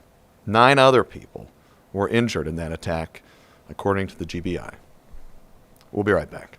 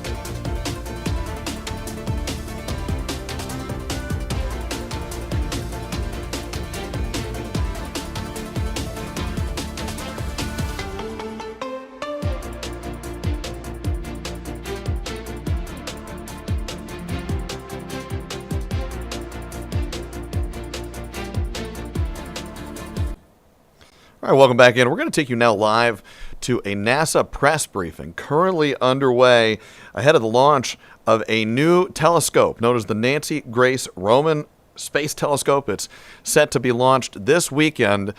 Let's join this press briefing in progress right now. Using the exact staff who were going to be on console during launch and commissioning across the first 100 days.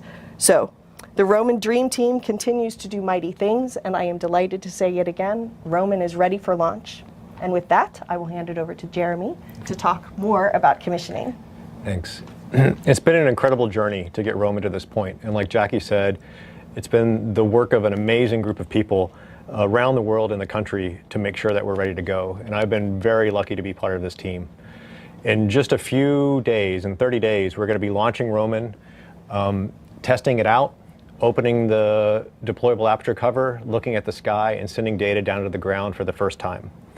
But we still have a lot of work to do right after launch. One of the things that you think about, and you probably have in your head when you think of NASA, is a bunch of engineers and scientists sitting in a room staring at a bunch of computer monitors trying to solve the hard problems that space has thrown at them. And we're almost to that point with Roman. Right after launch, lots of us are going to be sitting down in Florida and up here in Maryland and out in California, monitoring our systems and making sure that Roman is operating like we know it can. It's taken a lot to get here. A lot of planning, building, testing, and practicing, sometimes in windowless rooms, and sometimes in clean rooms, in labs, and in universities, and at scientific meetings around the country and around the world. So SpaceX should put us in a really good orientation after we separate with our solar panels pointed at the sun and our instruments safely on the other side of the observatory. But right after separation, we're going to be activating Roman, and it's going to be actively making sure that our solar panels are going the right way. We deploy the side panels and the sun shield, and we start checking out the propulsion system. around the end of the first day, we use that propulsion system to make sure that we get sent in the right direction towards Lagrange point 2, about 1 million miles from Earth. And it's going to take us about 100 days to get there, and we're going to use that time to make sure that we're ready to go and do all the science that Julie talked about. And just as an aside, we've been practicing this over and over and over again, especially the launch and the first day part. This team is more than prepared for what's going to happen during launch and commissioning. After the first day, the next couple of weeks are also going to be busy. We check out all the subsystems. We check out the power system, the pointing system, the data management system, I mean everything.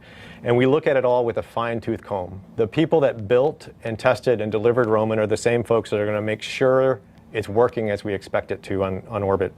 And all of this is while Roman goes out past the orbit of the moon and on to L2, 1 million miles away.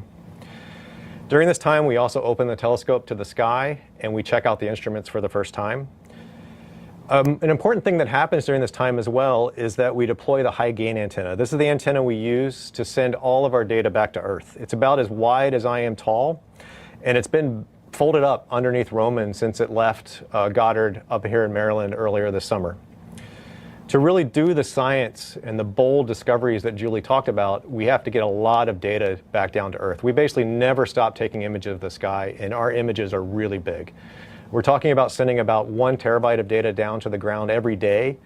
This is kind of like streaming 1 million songs from 1 million miles from Earth down to Earth. That's more music than I'll probably listen to in my whole life.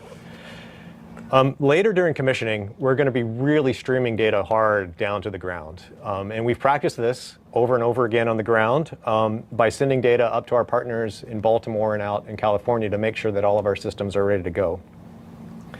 But before we start doing that, we need to make sure the telescope is aligned and sending down the most pristine images we know this machine can actually accomplish on orbit. And we use the sky to do that. We look at actually the stars and measure how big they are and adjust our telescope to make sure it has the best pointing possible.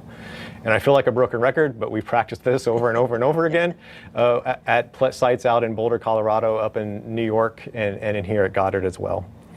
But now, at the end of commissioning, we get to the phase where scientists start digging into the data. We basically do many versions of our calibration plan and our observation plan at this time to really fully test the system out and make sure we're going to be able to do the science operations at the end of the commissioning phase. One thing to keep in mind is once we start science ops, no single person is going to be able to look at all of the stars and all the galaxies and all the unusual things that we're going to see with Roman. One way I like to think about this is our data set at the end of... And we're going to continue to monitor that NASA press briefing. One clarification for me, I misspoke as we went there. I said that the launch is happening this weekend. It's not. It's happening August 30th, which is a weekend about 4 weeks from now. As we continue to monitor that NASA press briefing, though, we do want to take you to another developing story that's underway right now inside of a Massachusetts courtroom. This is the trial of Lindsay Clancy. She is on trial. The big issue in that trial is whether postpartum psychosis drove her to kill her 3 children. We're aware now that her ex-husband is on the stand and testifying. Let's listen in. Do you, in the years that you lived with Lindsay as boyfriend and girlfriend, fiancés, and then ultimately husband and wife, do you recognize her handwriting? I haven't seen it in a long time, but so I'm not sure. Okay.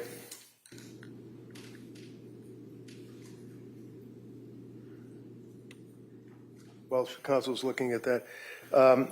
Is it your understanding, would she take notes or lists and yeah, for work and home and things of that nature? She would, yeah.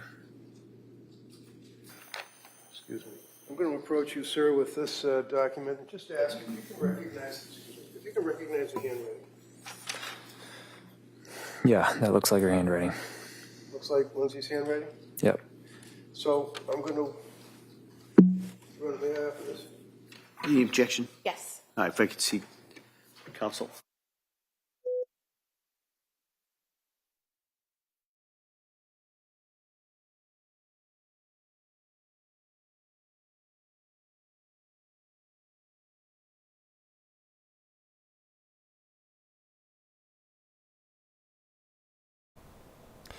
And so as we've been watching inside of that Massachusetts courtroom, a brief pause in the proceedings, at least in the public-facing proceedings there. That's often indicated by when you see the pool camera pan up to the seal in the courtroom. We're going to keep watching for when the public side of the proceedings inside of that murder trial of Lindsay Clancy in Massachusetts gets back up and going. As we're awaiting that, though, we are going to take it back now to that NASA press briefing.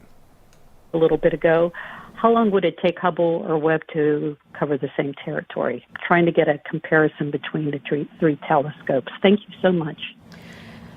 Okay, so Roman has broadly the same sensitivity and sharpness of vision as Hubble, but we survey the sky much faster. So that 1 month of observations to survey our Milky Way galaxy would take about a century with Hubble. So that's the edge that Roman has over Hubble is our ability to sweep out large regions of the sky. That opens completely new science questions for us to address. Our comparison with Webb is a little bit different. So Webb is designed to be able to probe very deeply. All right, and we're going to take you back now inside of that Massachusetts courtroom once again, where the murder trial of Lindsay Clancy is underway. The reason you guys named Cora? It was, yeah.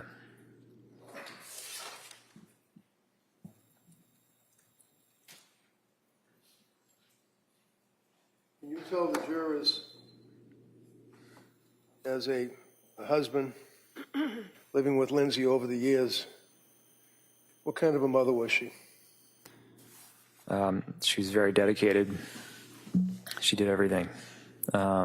She started reading them books at 3 months. And she made up songs for them. I remember she used to make green eggs and ham for Cora because she liked that book. Is that one of the Dr. Seuss books? Yeah. She brought them to music classes. You're quite the musician yourself, isn't that right? I play a few instruments, yeah. You play guitar? Yep. In your home, one of the things that appears to be striking is that almost every room, other than maybe a bed, well, actually a bedroom, but was dedicated to children. Would you agree with that? Yeah. Like you didn't have a fancy dining room, right? We did not, no. What did you have in the dining room? We had the table that I grew up with. How about stuff on the wall in the different rooms? Did she put things, wall hangings on the walls for the kids? There was a lot of art projects, stickers, things like that. And were they hanging from the wall? Yeah.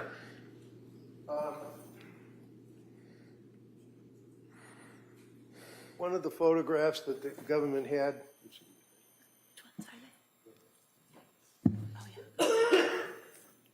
was a photograph that, excuse me, you can identify for us. Is this photograph a fair and accurate depiction of one of your rooms? Yeah. And what room would that be? That's the playroom. Right off of this room? Any objection? No. All right, that may be admitted. Exhibit 58. Thank you. If I may put Exhibit 58 up so the jurors and his honor can see it. There's some kind of like, looks as though it's boxed out window. So are we standing in the kitchen looking into that room through that boxed out window? Yeah. And all those objects, obviously, that are in that room would be kids' toys and things of that nature, right? Right. Do you recognize this photograph as being just a sample or sampling of the kids' rooms? Yeah. You know which room that was? I think it was Dawson's. Okay, right off of this. Any objection? No. All right, that may be admitted. Exhibit 59. All right, thank you.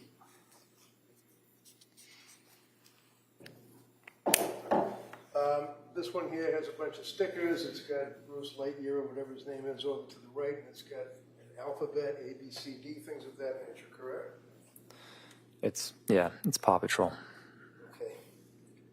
And again, following through on that same theme, you recognize this photograph as well being another portion of that wall? Yeah. And what are those, decals? Yeah, they're just big stickers. Okay. In the interest of time, Your Honor, I would just say, you also identify this as being one of the kids' walls. Would that be what you were telling us would be art projects? Yeah, And they were hanging on the wall? correct. And who hung them on the wall?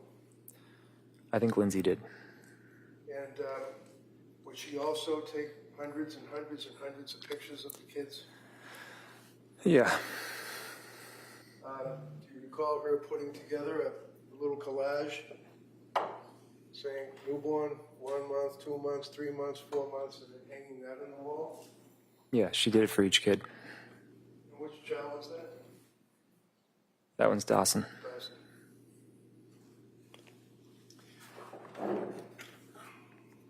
Did you have occasion to see her interact with Dawson as a... Greg, did you wish to introduce those photographs? Thank you, I appreciate it. These two are... It's 60 and 61. Okay, thank you. Can you describe for the jurors her relationship with Dawson? I know he was a little kid, but I mean, did she, to your observation, did she love Dawson? She loved Dawson very much. Did she resent him? No.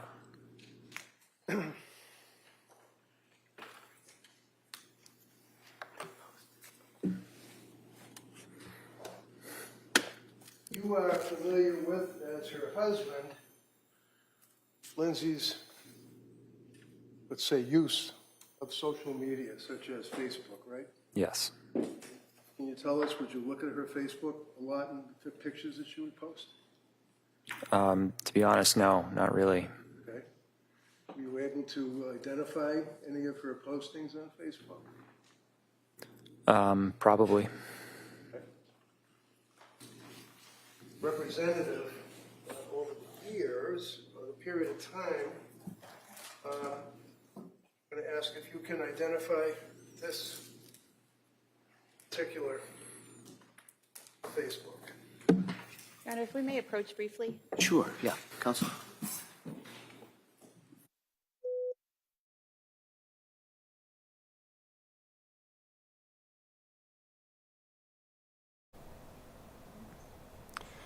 All right, we've been listening into the proceedings inside of that Massachusetts courtroom where the murder trial of Lindsay Clancy continues. Lindsay Clancy, accused of killing her 3 children.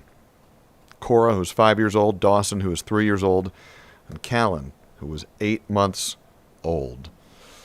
AP is covering this story. I want to read you a little bit of background from their reporting on what led up to the moments we're seeing in trial right now. So according to the AP, in the months after the birth of her 3rd child, Lindsay Clancy's mental health collapsed. She was unable to sleep.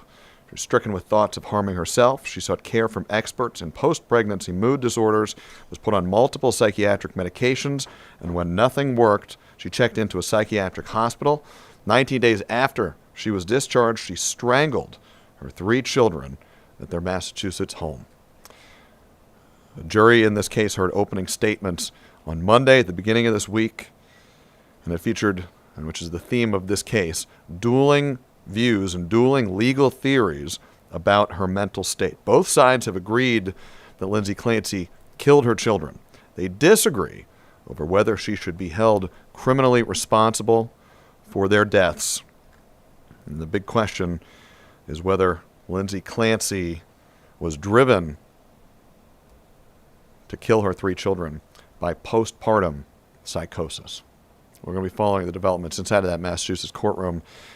Right now, though, we are going to take a brief break. We'll be right back.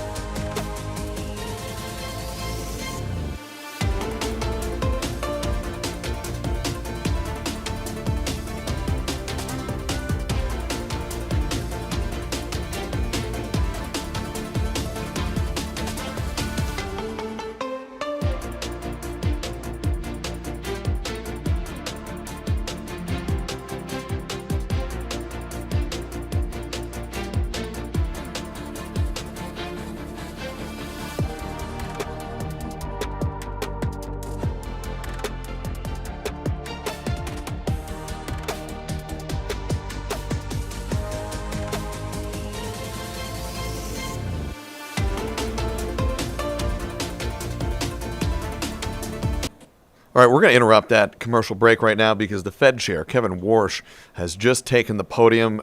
We expect to deliver news about a change in the interest rate. Let's listen in. Mission focused and so determined, like I am, to sharpen the performance of the Federal Reserve. Today, as you know, our committee decided to vote by a 9-3 vote to maintain the target range for the federal funds rate at 3.5% to 3.75%. The committee is continuing its policy of making ample reserves in the banking system. The economy is showing impressive resilience. Even with recent shocks, the trends are positive and reveal solid growth.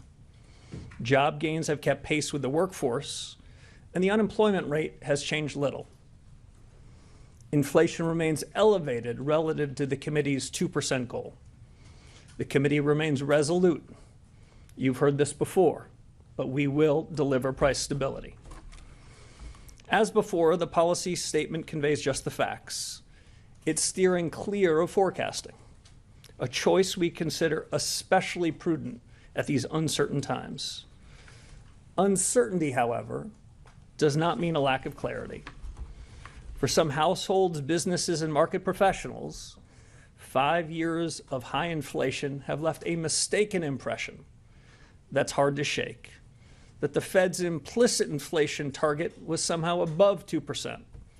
Let me reiterate, there is no soft inflation target.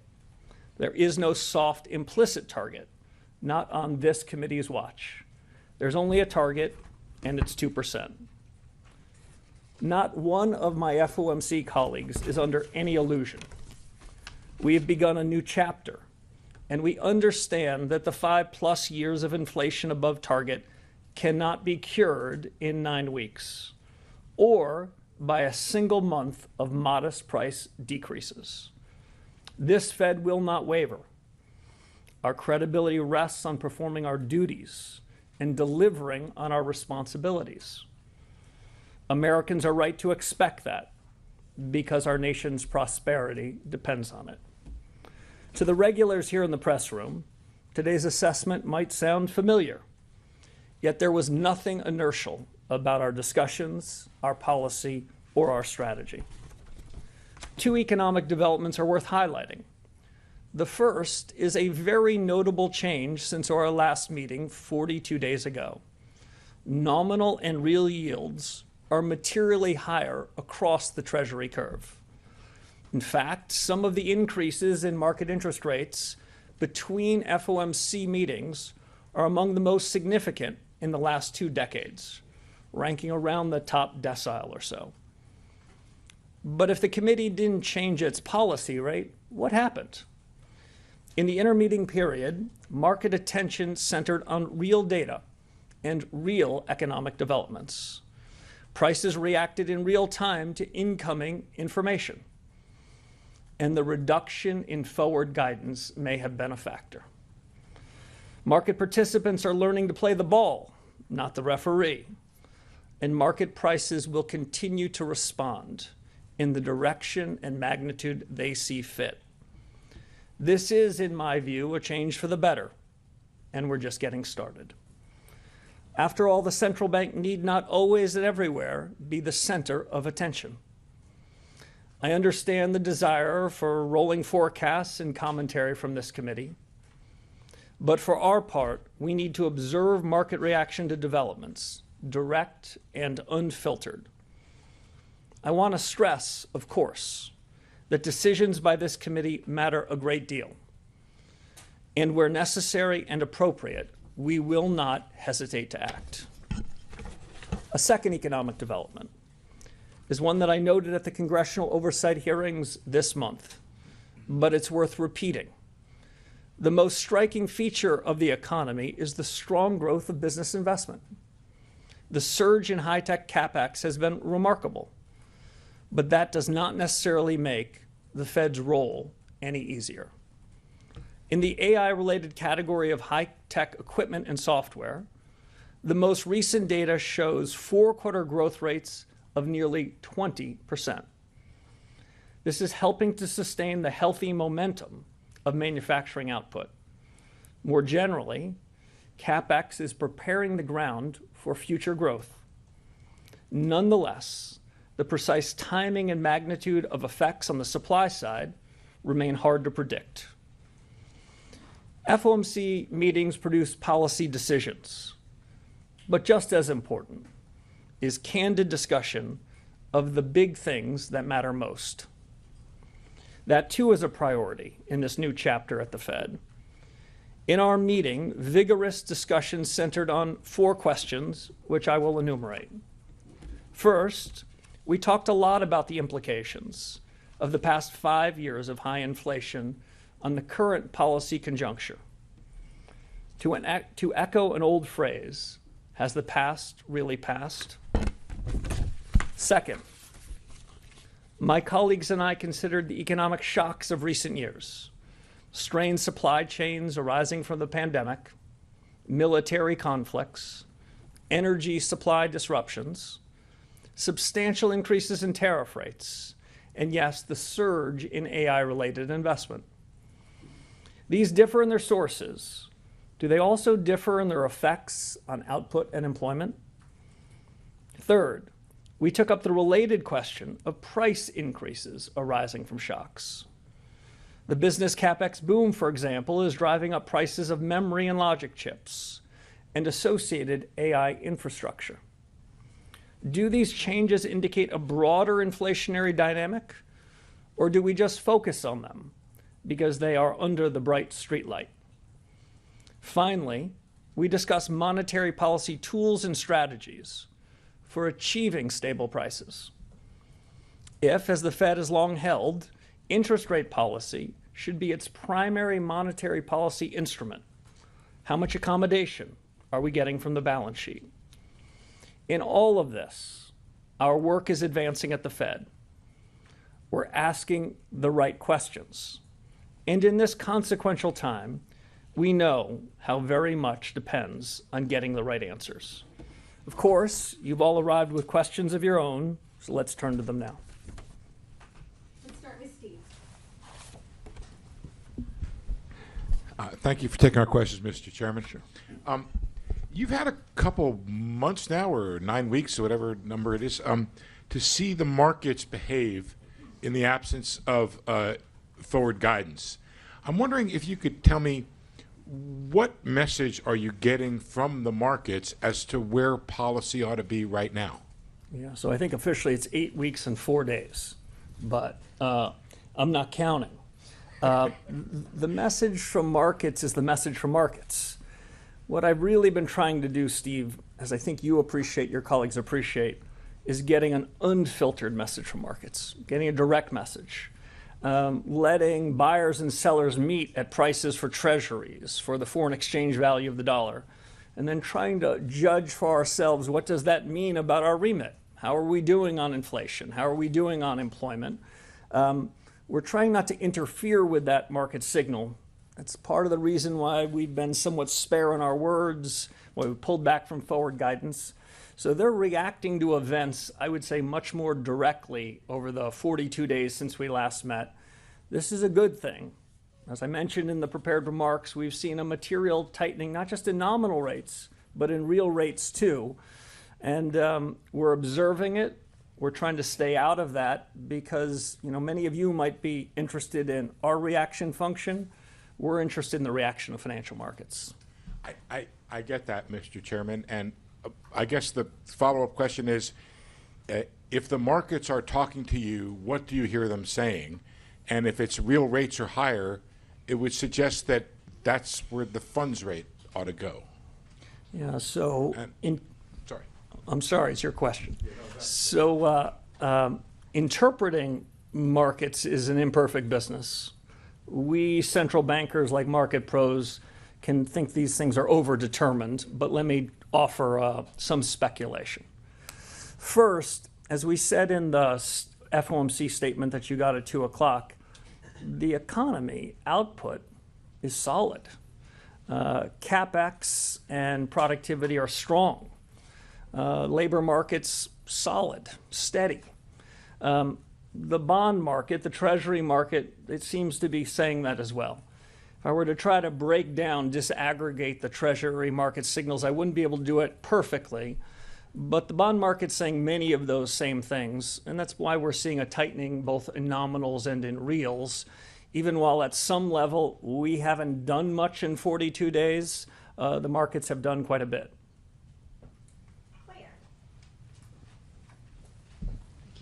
Claire Jones, Financial Times.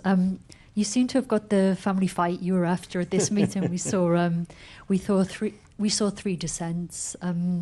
Could you characterise the arguments that those dissenters put forward, please, and tell us a little bit why you weren't persuaded by them at this stage? Thank you. So I guess I shouldn't give you their best arguments. I'll give you some others. So you're right. I asked for a good family fight and I got one. That's the purpose. That's the design feature.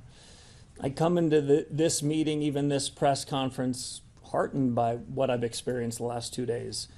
Most of our discussion were on the big questions that matter to the conduct of monetary policy. We didn't sort of hide from them. We weren't scared of them.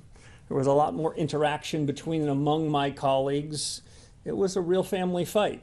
My view, which you've long heard, is that's the better way to get policy right. That's our North Star.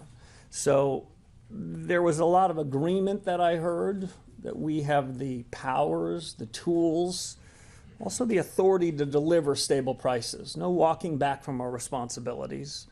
There was a large majority support for the decision that we made in the room. But I also want to leave you, Claire, with one other impression. There was nothing inertial about that discussion. It was an active, robust discussion about what's in the full range of what we can do and might want to do in the period ahead.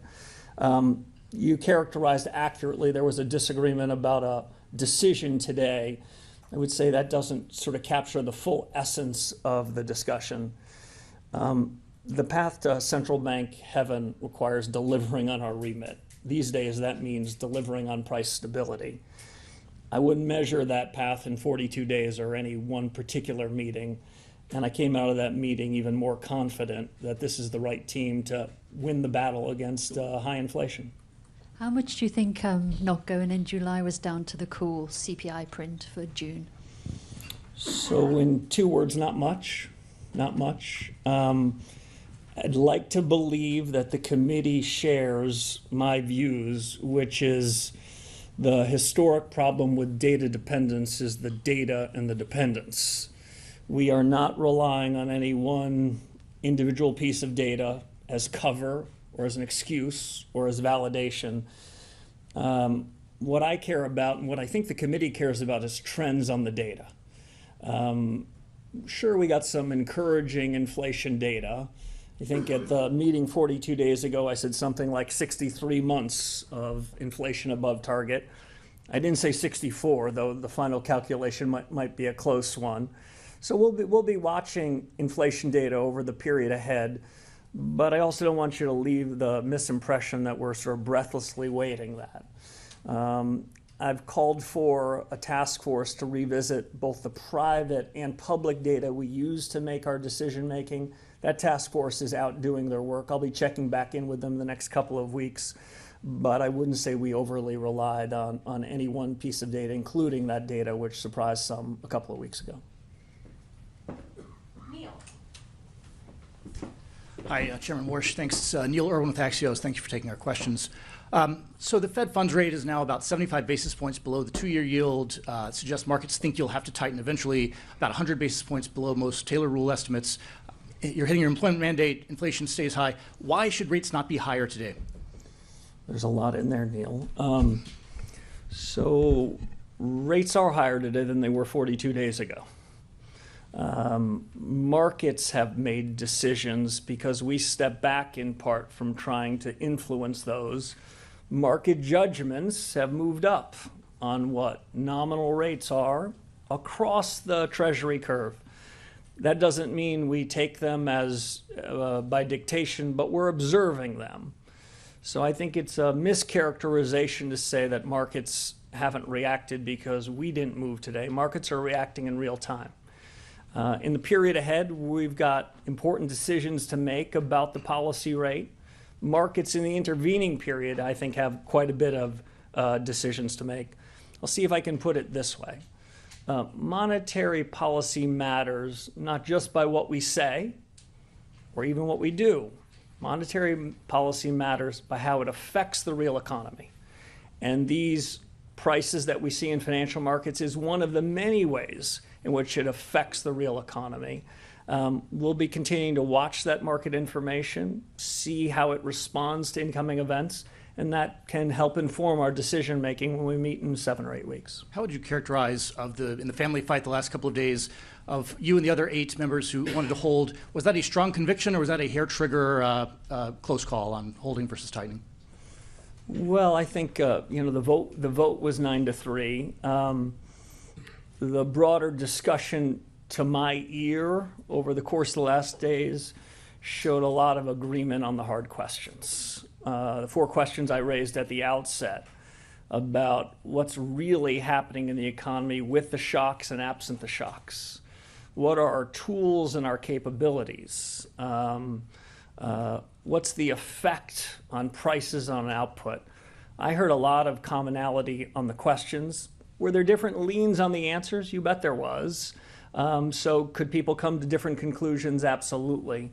But my own judgment is this is a period of watchful thinking, not watchful waiting. And I think the score on that vote was unanimous. Colby. Thank you, Colby Smith with the New York Times. You've mentioned that looking at the Fed's policy tools is one element of a 3-pronged strategy to address the inflation problem. So I'm curious how you view the effectiveness of those tools. If inflation is too high and not coming down, is the best remedy to raise interest rates? So that was the discussion in the last 2 days. Is that the dominant remedy if inflation continues to be elevated through the forecast period?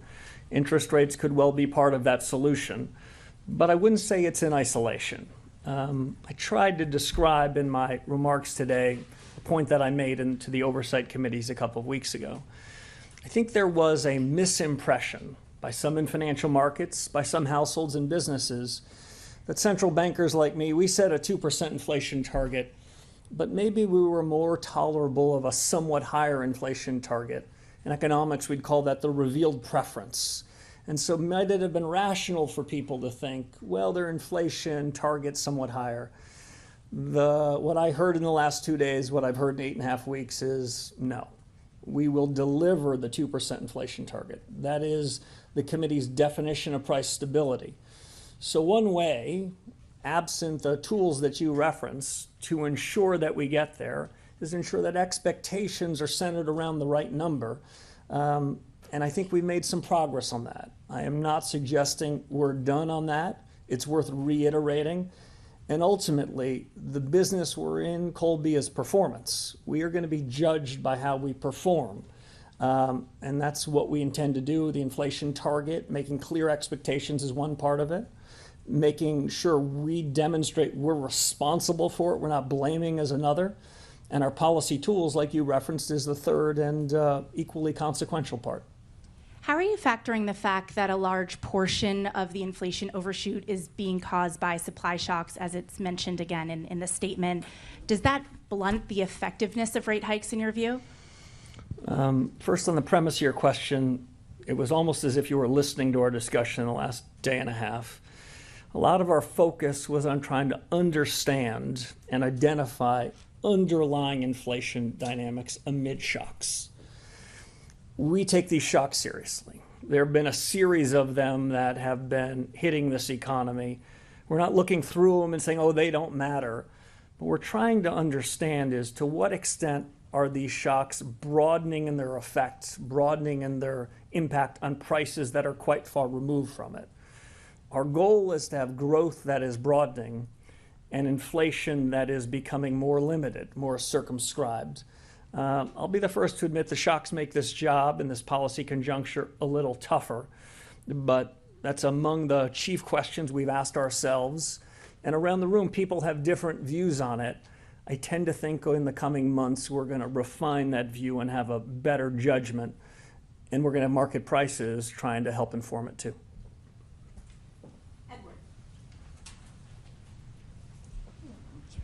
Thank you, Mr. Chairman. Edward Lawrence from Fox Business. I guess I want to drill down maybe a little bit. What specifically, in your mind, would be the argument then for a pause today? So I wouldn't characterize what we did as anything like a pause.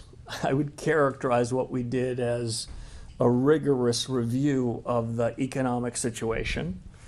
I would characterize what we did as a review of the big hard questions, and I'd characterize it as a view of what our own homework is to try to resolve those questions in the period ahead. If you were to try to force a description that this was a pause, I would say financial market prices would take the other side of that. Financial market prices in this intermeeting period, they didn't pause, they reacted to the inflation data in one direction, strong economic growth in the other direction, and nominal and real rates went up. Did the Fed take an explicit change in its policy rate today? No, but I think that's the beginning of the story, not the end of the story. And if I could, I did want to ask, not forward guidance, but looking forward. Traditionally, a Federal Reserve chairman uses the Jackson Hole summit as a sort of a reset of monetary policy. How do you look at the speech that you're going to make in August? I look at it like a blank piece of paper right now. I have not begun consideration with the incredible team here what would go into that document. I think you characterized it correctly. Historically, at least from my first tour of duty at the Fed to more recent periods, it would be sort of a setting up speech more often than not of what was going to be happening in the fall. I haven't made any judgments on that, but those are judgments we'll have to come to. If I could, in the high mountain air in Jackson, Wyoming, I'd like to also frame the big questions. There is a tendency, especially with the proliferation of meetings and press conferences, to get caught up in the myopic. Did you do this by a quarter or do that? Ultimately, whether we deliver on price stability matters some, the decisions we make in 6 or 7 or 8 week periods. But they matter more, what are the big questions? What's really happening with productivity? What's really happening with demographics? What's really happening to the global economy amid the shocks? Haven't made a decision whether it's going to be a big picture speech or whether it's going to be a more traditional setup for all the action we're going to have between September and December. I will tell you one other thing that I am doing between now and Jackson Hole, which is I'm checking with those task forces.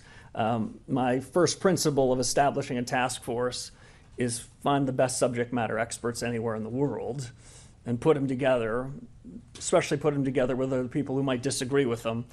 In the next couple weeks, I'm going to be doing a check back in. I've given them time to sort of think hard about their agenda, their debate, their schedule, and when they might be ready for prime time.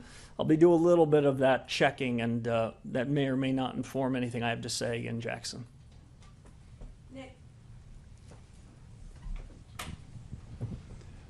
Nick Timmeros of the Wall Street Journal. Chairman Warsh, I want to follow up on Colby's question about policy transmission. You've said there's no cruel choice between stable prices and full employment. Rates bring inflation down by cooling demand. It's generally thought that can show up in the labor market. If that's not the channel you're relying on, what is? Yeah, so let me go back to first principles, Nick. I don't believe that either part of our mandate is generally at war with the other part. I do not believe that price stability and full employment is an either-or proposition. There have been policymakers over the last several generations who have thought that there is a strict trade-off there. That isn't my judgment. In fact, my judgment is if and when we deliver on our remit, we're going to be satisfying both prongs. We're going to have price stability and full employment. And in fact, if you want to do the most harm to the labor markets, you would run a period of high inflation that's variable such that employers, businesses, wouldn't really know what's going on. So I think the two parts of our mandate are equally important. We have no legislative orphans here. I've been talking mostly about price stability because we're doing pretty well collectively as a country, as policymakers on the full employment side. But we're doing considerably less well on prices. That's why we describe them as elevated, and that's what's taken most of our discussion. In terms of transmission mechanisms of monetary policy, I think different tools work through different transmission mechanisms. The interest rates work through lending channels and credit channels, maybe confidence channels and foreign exchange. The balance sheet probably works through some other channels like signaling and portfolio balance. We're keeping full abreast of all these tools in making policy. But if the suggestion is somehow we're going to be fine-tuning aggregate demand so it catches supply, that's not my mental model. I don't think we're great in the fine-tuning business. We're trying to get supply and demand in broad order, but really what we're doing as we sit here today at this press conference is I think we've got a reasonable sense of what aggregate demand looks like in this economy. We're inferring aggregate supply. We're making a judgment about what productivity is. And in some sense, there's a race between supply and demand. And the surge in business CapEx in around AI, it's making that calculation a little harder to judge, but in the period ahead, we're going to be trying to judge just that. And if I could ask, where exactly was the disagreement today? Was it about the inflation forecast, or was it something more around the risks, the tactics? Yeah, so I'm going to I'll let the dissenters speak for themselves. The way I heard it over the last 2 days. And we've been listening in to this update from Kevin Warsh, the Fed chairman, delivering the news that the Fed is holding interest rates steady. We're going to continue to monitor that press conference as it continues. Right now, though, we're going to take a very brief break. We will be right back in a couple minutes.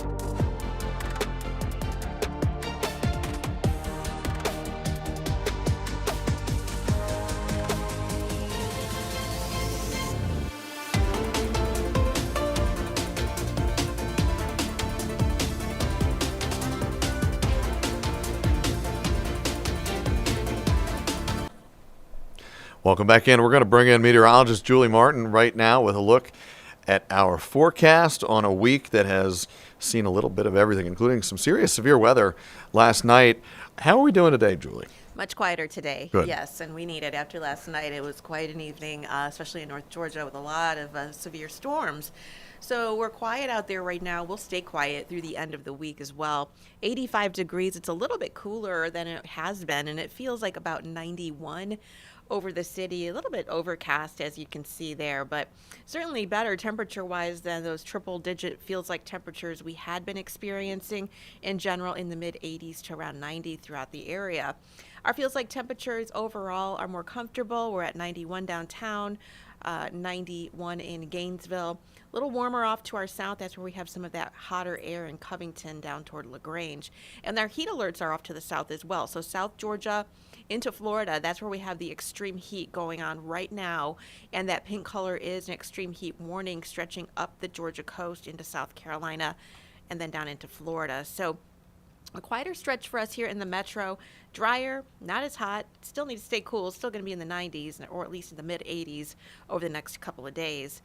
There's our front sagging off to the south of us in central Georgia. You'll notice there some feisty storms there as we head into South Georgia, actually a severe thunderstorm warning there south of Albany. So looking at us, nothing to worry about.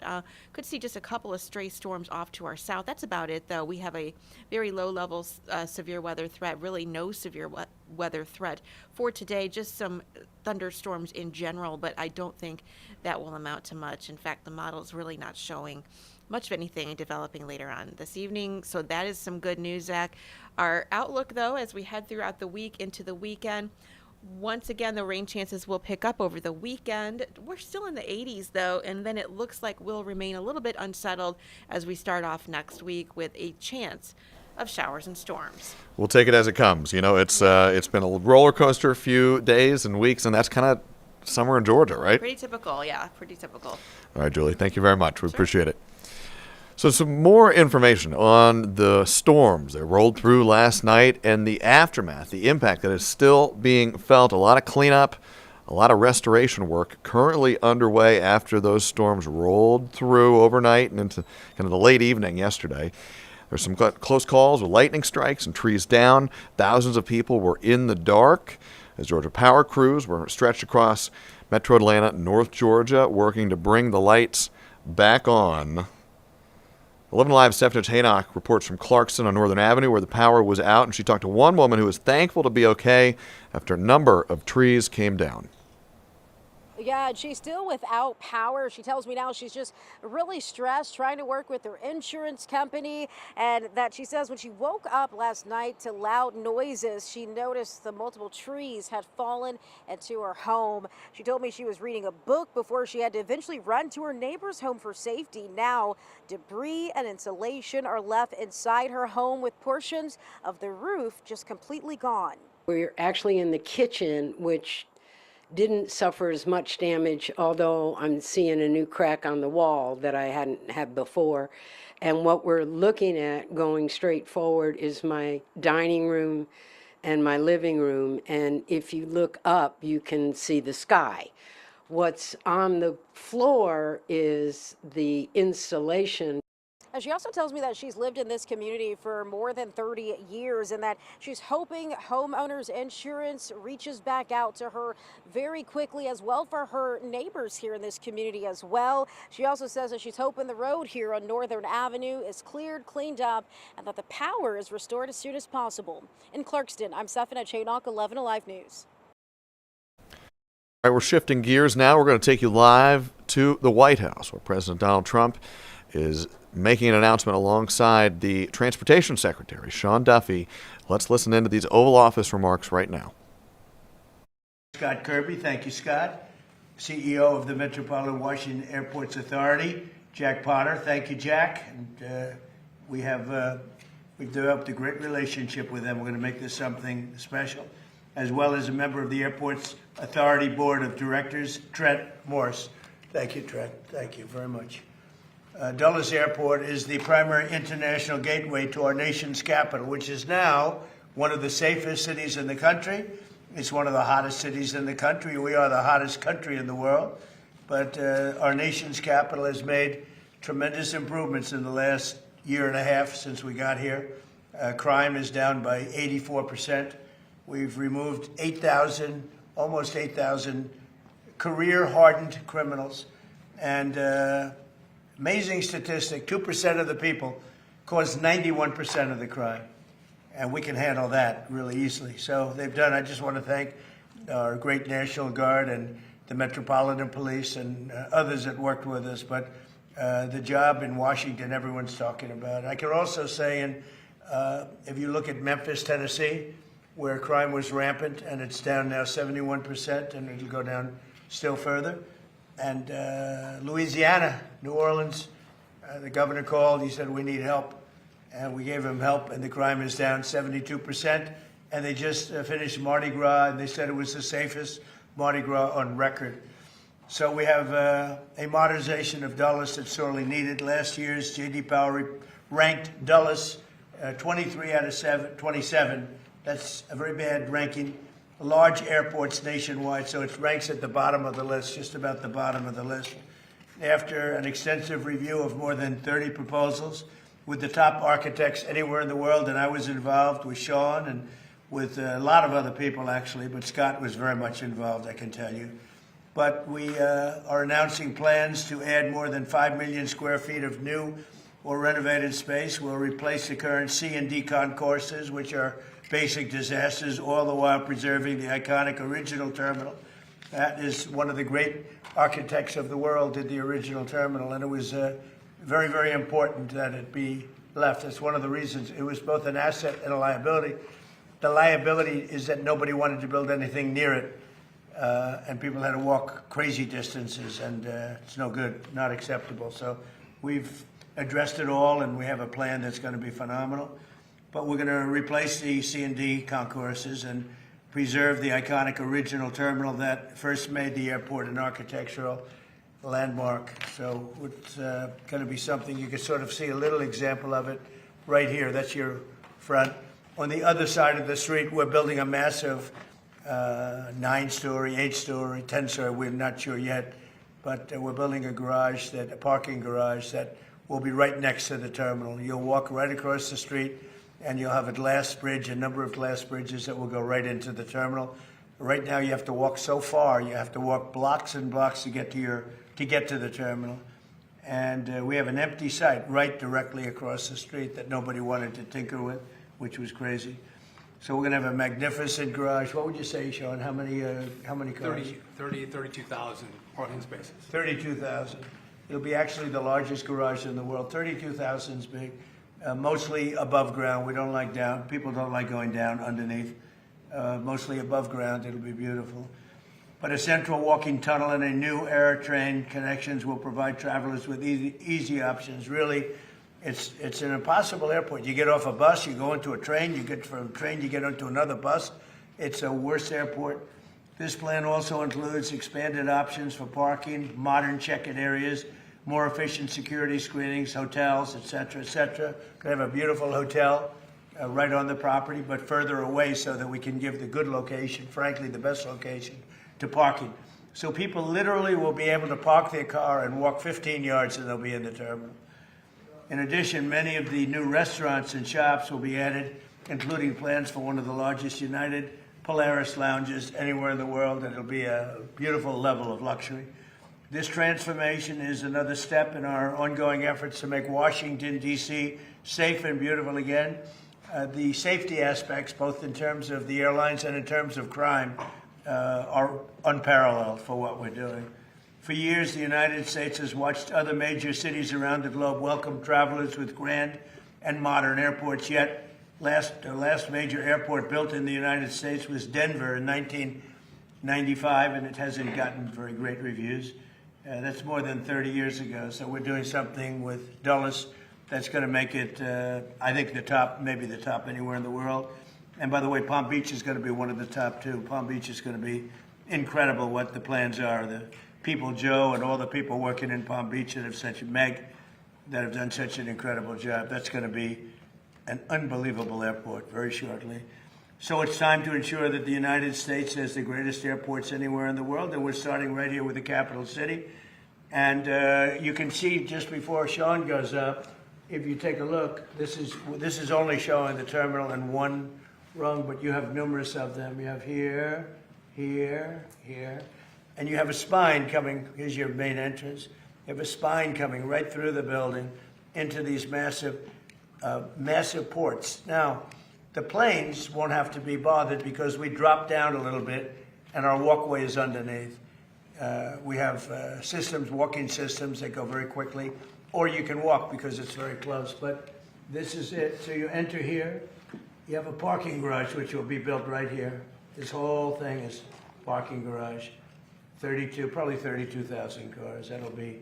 That'll be a world record, and very convenient. And then you'll have glass tunnels that go into the airport right from here. So you'll be one story above. This road stays, beautified and stays. We keep this. This is your landmark. This is all new. This is your first tunnel, and then you drop down from there on. And so that when you have the planes, we'll be able to go right across without having to go back, make turns or anything else. It's going to be amazing. It'll be one of the largest airports anywhere in the world, and I think it'll be actually one of the most efficient and the best.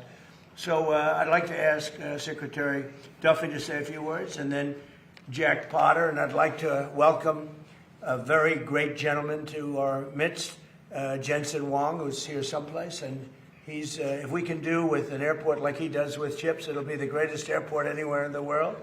He looks at this problem as being a very simple, problem to solve because his chips are a little bit more complicated. But it's important that he's able to travel nicely along with everybody else. And right now, this is not a very good airport. We're going to make it a great airport. Sean, please. Thank you, Mr. President. So to your point, the President has worked incredibly hard to make D.C. safe and beautiful. I think this is the cherry on the top, Mr. President. This is the gateway to the world from our nation's capital. And any of you who've traveled through Dulles, it is dark, it is dated, a little dank maybe. It's not a great airport. And so we had multiple architects come in and present to the President. And we are blessed that not only does he give us time to really important matters, but he gave his building skill to take the best of all the designs and come up with this concept. So just if I could quickly point out, we keep the Saarinen building, so that's going to be the foyer, a whole new head house. We are going to get rid of the people movers, Mr. President. So if you don't know what these are like elevated buses. It's kind of like, it looks like it's from Star Wars, if you will. And they're slow and people are angry about them.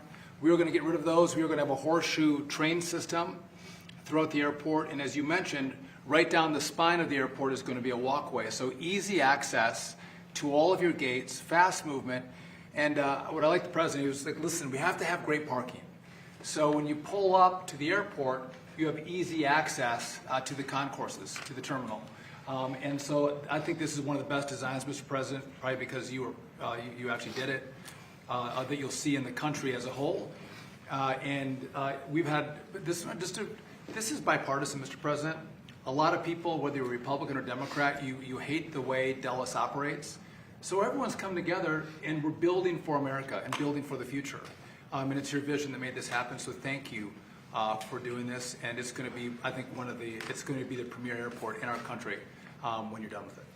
Well, thus far, what John said about bipartisan really is bipartisan. And all right, an announcement of what could amount to quite a change and quite an evolution for Dulles Airport that serves the DMV, the nation's capital region.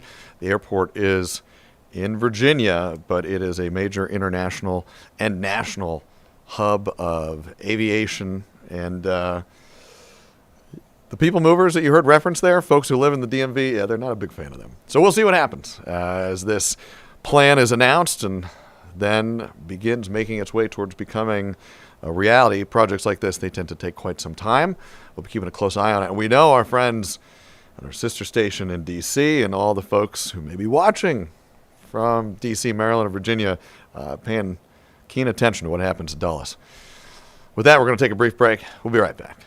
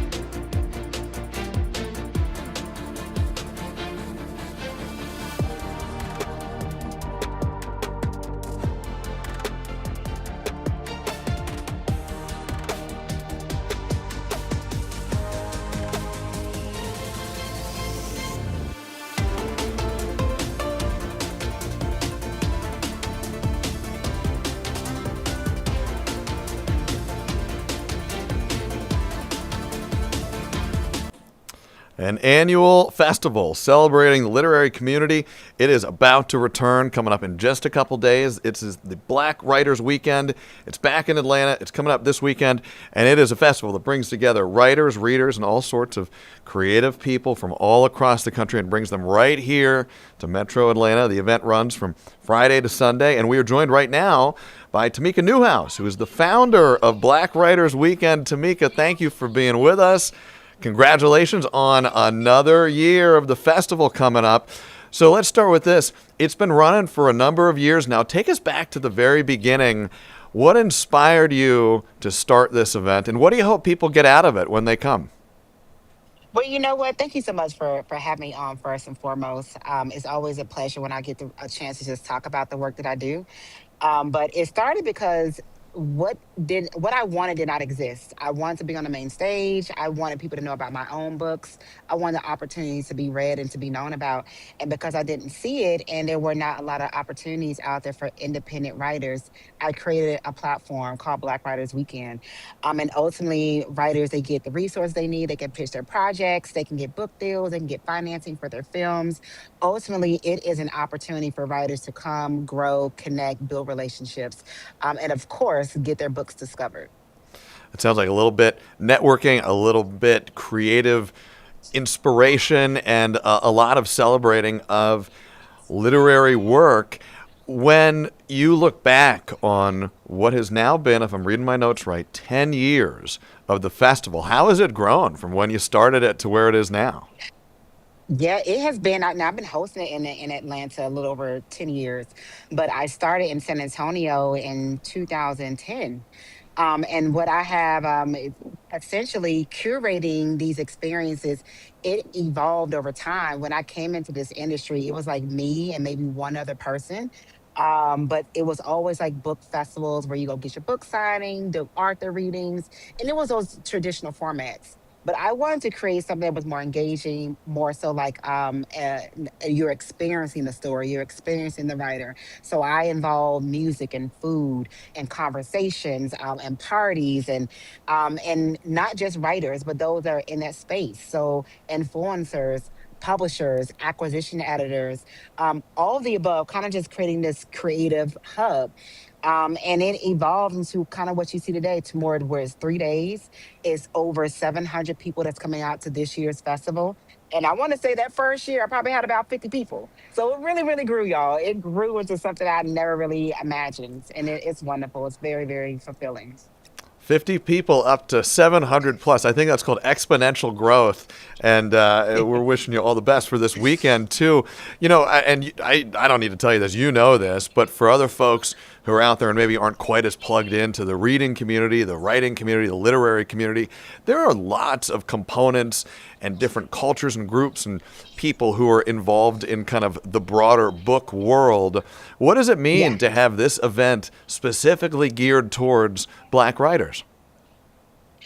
It means a lot because I mean, it's the history of our country is, we know the history of our country, and we know that we had to fight for a lot of our own rights to just be, to create, to own the spaces that we're in. And so now we have so many, I mean, hundreds of Black writers and other minority groups that are publishing their projects or putting out their films, and they're able to earn from their own creativity. And it was something unheard of. Normally, back years ago, you would have one author that was able to get that type of experience or that opportunity.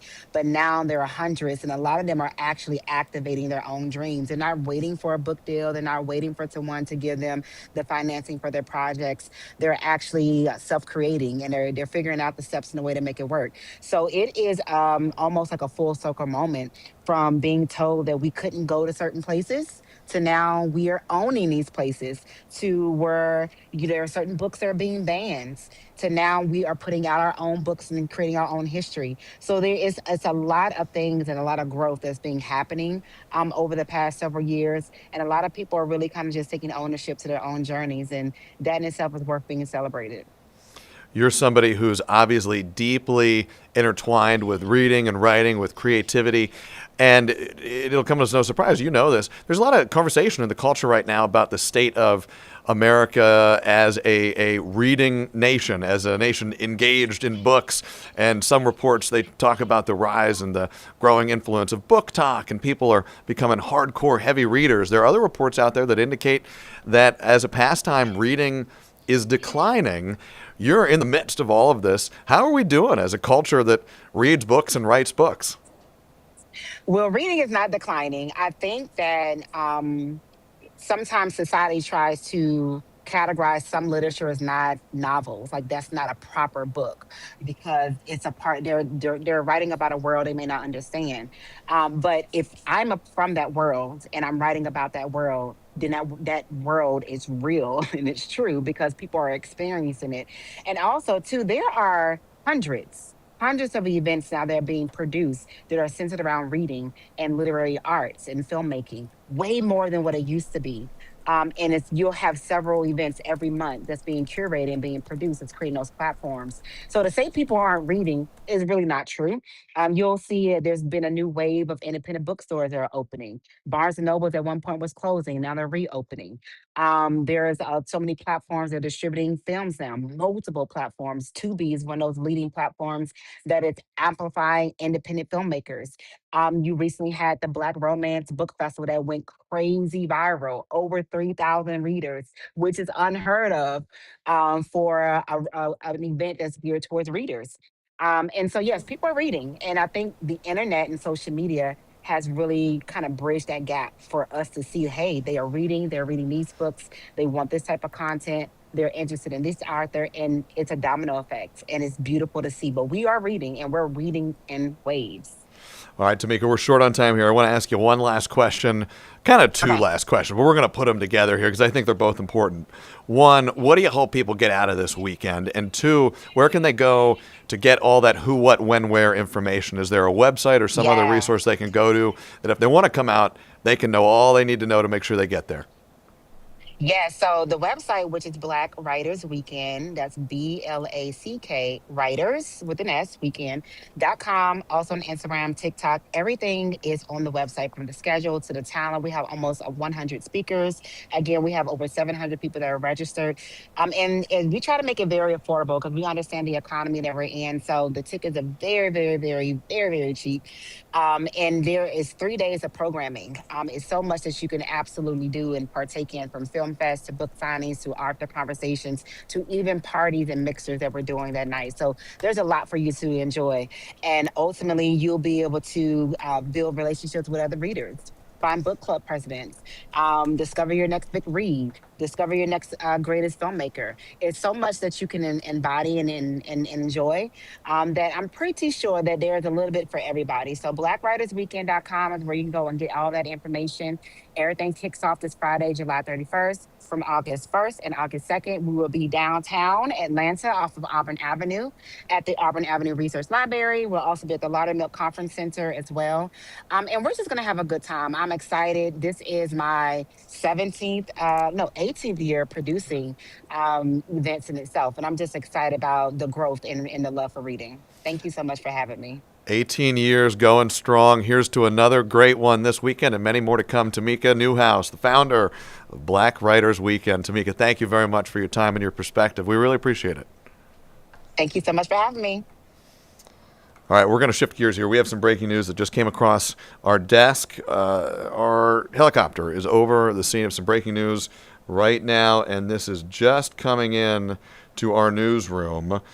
This is in Conyers, an obviously fairly wooded area. It looks like some kind of suburb here. Currently a large police presence in the area of Park Circle. People are encouraged to avoid the area if possible and expect potential traffic delays while law enforcement is on scene. That is according to law enforcement in Conyers. Conyers lieutenant confirms they are in a standoff with a wanted person. Details limited right now that are being publicly released. And we're going to continue to monitor this situation. The big takeaway Right now, though, and again, details very limited, just crossing our desk here in the 11Alive Streaming Center as you watch this live feed from our helicopter. If you're in the area of Park Circle, out in Conyers, you may see a big police presence. Conyers law enforcement has confirmed that is the case right now. There's a standoff with somebody who is wanted. Very limited details on who the suspect is in this case, what they are wanted for, but we do know there's some kind of law enforcement standoff taking place.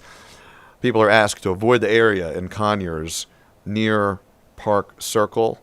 And if you do come by that, what you're going to likely see is a pretty large police presence and also traffic delays, as we suspect some roads, or at least portions of them, are going to be blocked off, which is standard procedure when a standoff takes place. As we get more details that are confirmed on the record, we're going to bring them to you right here in the 11Alive Streaming Center. Right now, though, we're going to take a brief break. We'll be right back.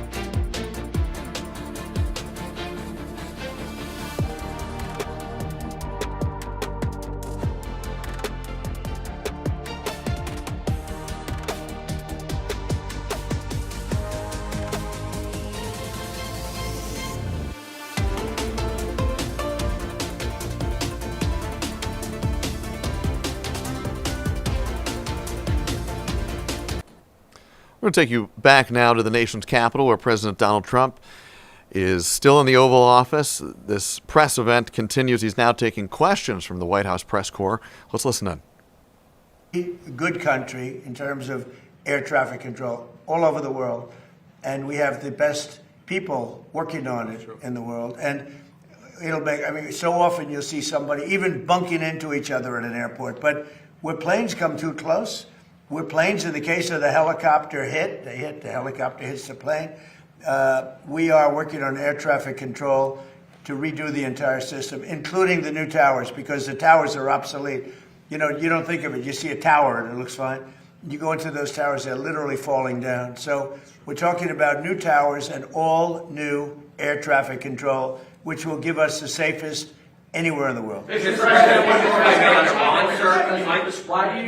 why do you think Dr. Fauci invoked the Fifth Amendment so many times today when he has the pardon? And what was stopping him from just giving an honest testimony this morning?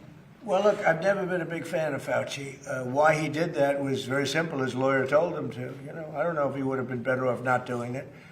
There were a lot of questions that I guess he could have answered, and some maybe he didn't feel comfortable in answering, but his lawyer told him to do that. Prime Minister Andy Burnham hasn't mentioned publicly migration at all since he's gone into number 10. Did you discuss it with him? I did, briefly. He's going to have to mention it because it's killing your country.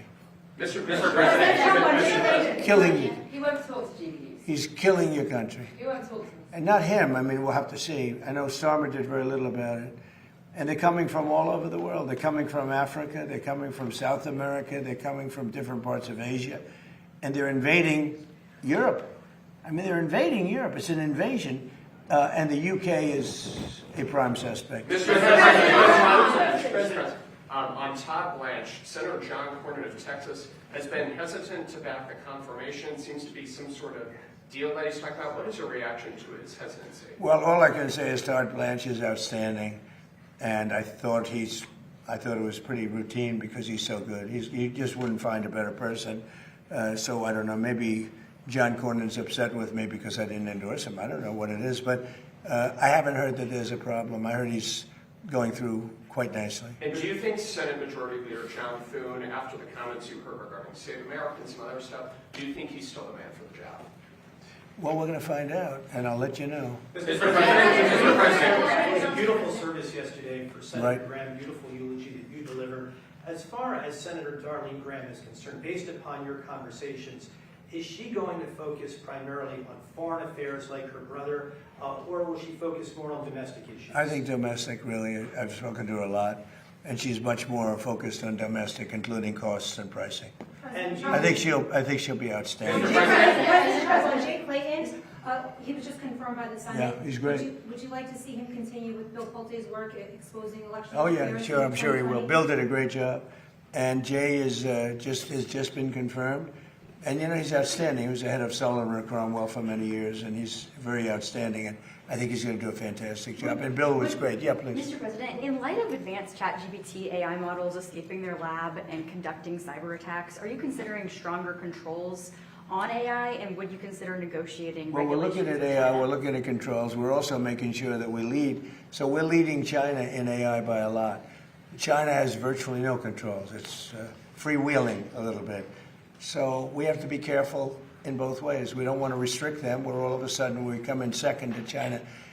Whoever wins with AI is going to win. That's how big it is. So it's bigger than the internet ever was. It's bigger than anything ever was. So I don't want to restrict. I know many of these people. I don't want to restrict them from doing great work. Yeah, please.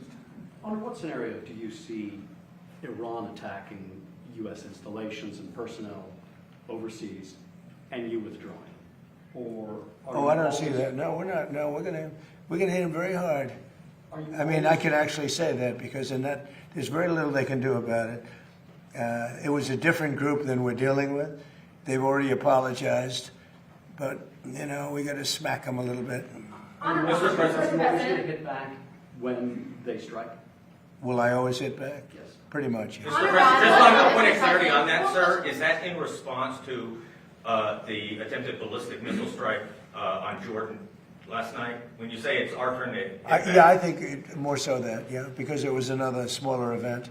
But no, they sent 8,000-mile-an-hour missiles at us, and fortunately we had our people operating the greatest equipment in the world, namely the Patriot system. Think of it, 5 missiles going 8,600 miles an hour, big ones, coming right at us, and all 5 were shot down. How about that, right? Pretty good. Nobody else could do that but us, yeah. Can I ask, how was your meeting with President Volodymyr Zelensky yesterday? It was good. Did you see a time scale? No, it was good. Look, he's out doing his thing. I'd like him to end the war. So it's very simple. I get along with both. I get along with President Putin. I get along with President Zelensky. Like I told him, I wanted to end the war, get the war ended. Thousands of people, 25,000 people died last month. That's standard. and it's not acceptable. So I say just end the war. Mr. President, on the war, do you want the House to come back before August 31st to act on the Russia and Iran sanctions bill after it Well, if passes it's out? necessary, I mean, it shouldn't be necessary, to be honest, but if it's necessary, I'd like to, are you talking about the Lindsey Graham? Yeah. So I'd like them to add Iran as tariffs, not just as sanctions. I think it's important. That's what Lindsey wanted, because I heard that they have tariffs on Russia, but not on those 5 countries with having to do with Iran. I'd like to see tariffs on Iran. It would make it much stronger. So perhaps you're very good at this. You can maybe tell them. I think they should put in for Russia, but I think they should put in for Iran. And that's really what Lindsey wanted. Yep. And on Iran, one more, sir, sorry. And good job at the dinner the other night. Thank you. Did a great job. Thank you, appreciate that. President Xi told you that China would not give or sell Iran any weapons. And there's a new report that Iran's about to get 400 rocket launchers from China going through Pakistan to Iran. Well, that would be surprising. I mean, things like that happen, but that would be surprising. He told me very strongly he wouldn't partake, and he knows I'd be quite disappointed. Yeah, please. Mr. President. And he's coming here, I think, on September 24th. Yes. 2 questions. First, we're coming up on the 25th anniversary of 9/11, and a good number of 9/11 families have called on New York Mayor Zohran Mamdani to not attend a number of these memorial services. What are your thoughts on that? Well, I think they're having a hard time with Mamdani. The people having to do with anybody having to do with 9/11 right now, on the victim side, and there are a lot of them, they're very unhappy with what's going on in New York, and they're very unhappy with the mayor. I understand that. Yeah, please. Thank you, Mr. President. Senate Republicans are underway in negotiating the budget. Would you sign a CR without the Save America Act attached? Is that something you want to see? I'll have to look at it, but they should get to Save America. How simple can it be? Voter identification, proof of citizenship. I mean, now you have to understand the Democrats, not one Democrat will sign because they want to cheat. There's no way they can get elected if they don't, if that happens. But we should have unanimous Republican support. And if we don't, people should look at those Republicans. But think of it. Who would not sign voter identification with photo? And who would not sign proof of citizenship? Only people that want to cheat. Thank you very much, everybody. Thank you. Thank you very much. Thank you, everybody, guys. Thank you, Mr. President. Thank you. All right, we've been listening in to President Donald Trump's remarks and his answers to questions from the assembled White House press corps inside of that Oval Office event that began with an announcement of a more than $20 billion plan to renovate Dulles Airport, and then moved into that Q&A phase where the president took questions on a number of topics. We want to spend a moment on one of them. The president, when asked about the confirmation vote for acting Attorney General Todd Blanche to become no longer acting, just the full-on Attorney General, the president said that he believes Todd Blanche is well on his way to being confirmed.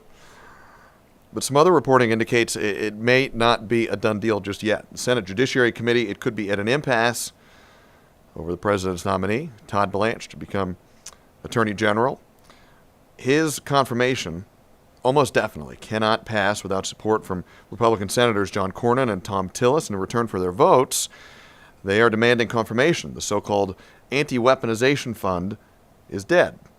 Todd Blanche says it is, but the two lawmakers want it in writing. John Cornyn, Republican of Texas, said he was supposed to meet with Blanche today. Sorry to disappoint you, but the meeting with Todd Blanche is off. For some reason, I don't know whether it's the staff of the DOJ or who it is, but they simply, they know what they need to do, but they simply refuse to do it. So are you a no? Are you a no tomorrow if this comes to a vote? Well, Senator Grassley tells me that we need to know by 4 o'clock this afternoon whether the markup is still on. So we still got a little time, and hopefully they now recognize the seriousness of this and will be responsive. But if it stands as it is now, if it stands as it is now, right now, would you vote no? I'm not prepared to vote yes. Let me put it that way. That was Texas Republican Senator John Cornyn alluding to what sounds like a 4 o'clock deadline for his decision, although we want to put a little caveat here. In D.C., those things tend to move around a bit. But if you're looking at your watch, 3:43 is your time on the East Coast right now. 4 o'clock, less than 17 minutes away. A little bit more on what has become a bit of a sticking point in this nomination fight, the confirmation fight. It's the Anti-Weaponization Fund. That fund stems from a settlement between the president and the IRS. The money was supposed to go to people who claim the Justice Department wronged them. Critics say it is a $1.8 billion slush fund for the president's allies. They worry some of the money could go to people convicted in the January 6th Capitol attack. So that's the latest on this ongoing confirmation fight over Todd Blanche, the current acting Attorney General. President Trump wants to become the full-on Attorney General. John Cornyn, a pivotal vote in that confirmation fight, still, as of that interview just a little while ago, not committing to a yes vote. We're going to follow it closely. Right now we are going to take a brief break. We'll be right back.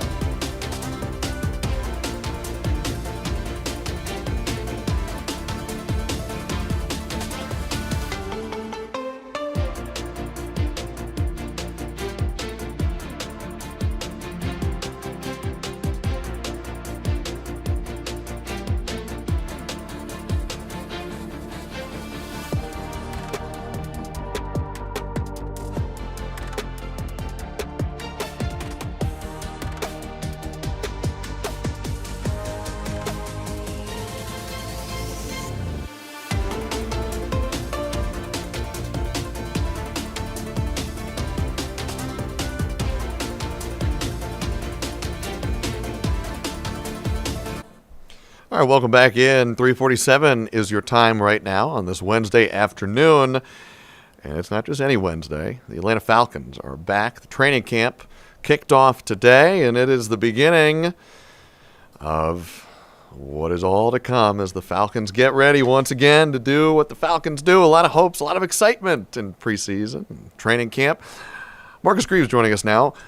Marcus, the Falcons also doing a little bit what they often seem to do early on, giving fans who really want to just come out the gate storming a couple question marks at the most important position. What's going on?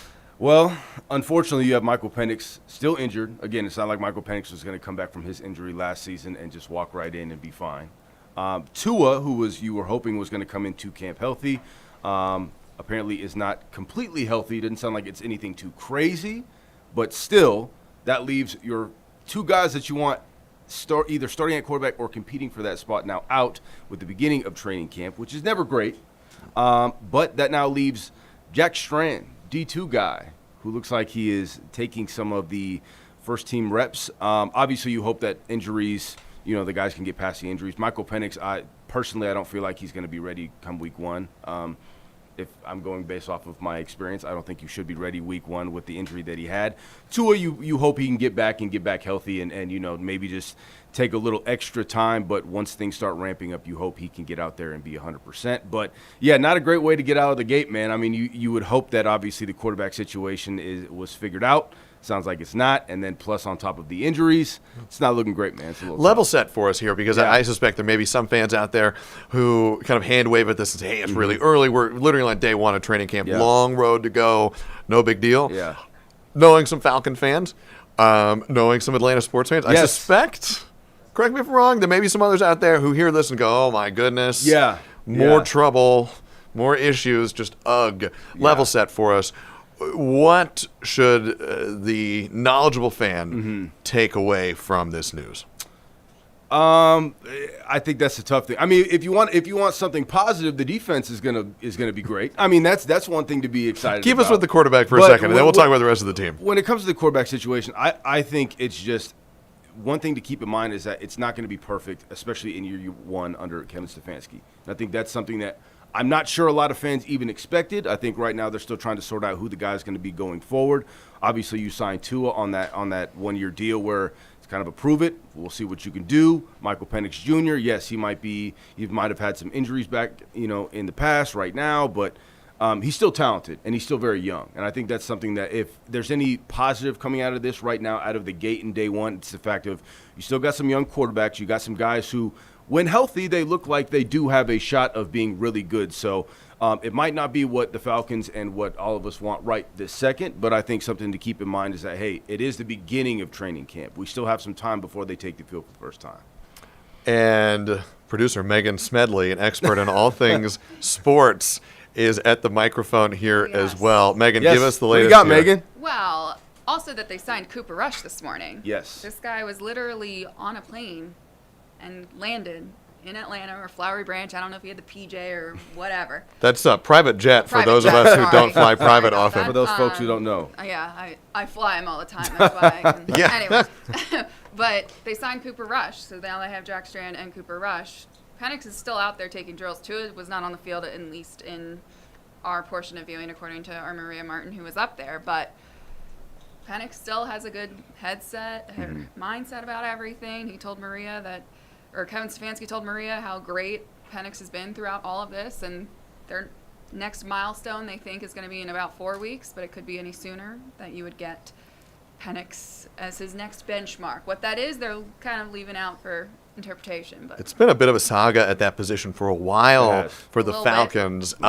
This is great too. We have both of you in here. Megan, you like it or not, you're now in the mix here. I set myself up for this. No, it's perfect. You can take my chair tomorrow if you want. But a question to both of y'all. Marcus, you brought up the defense. I want to talk about that in a second. But this is the first full season for a lot of this coaching staff. What's going to be the metric for success for this group of coaches this year?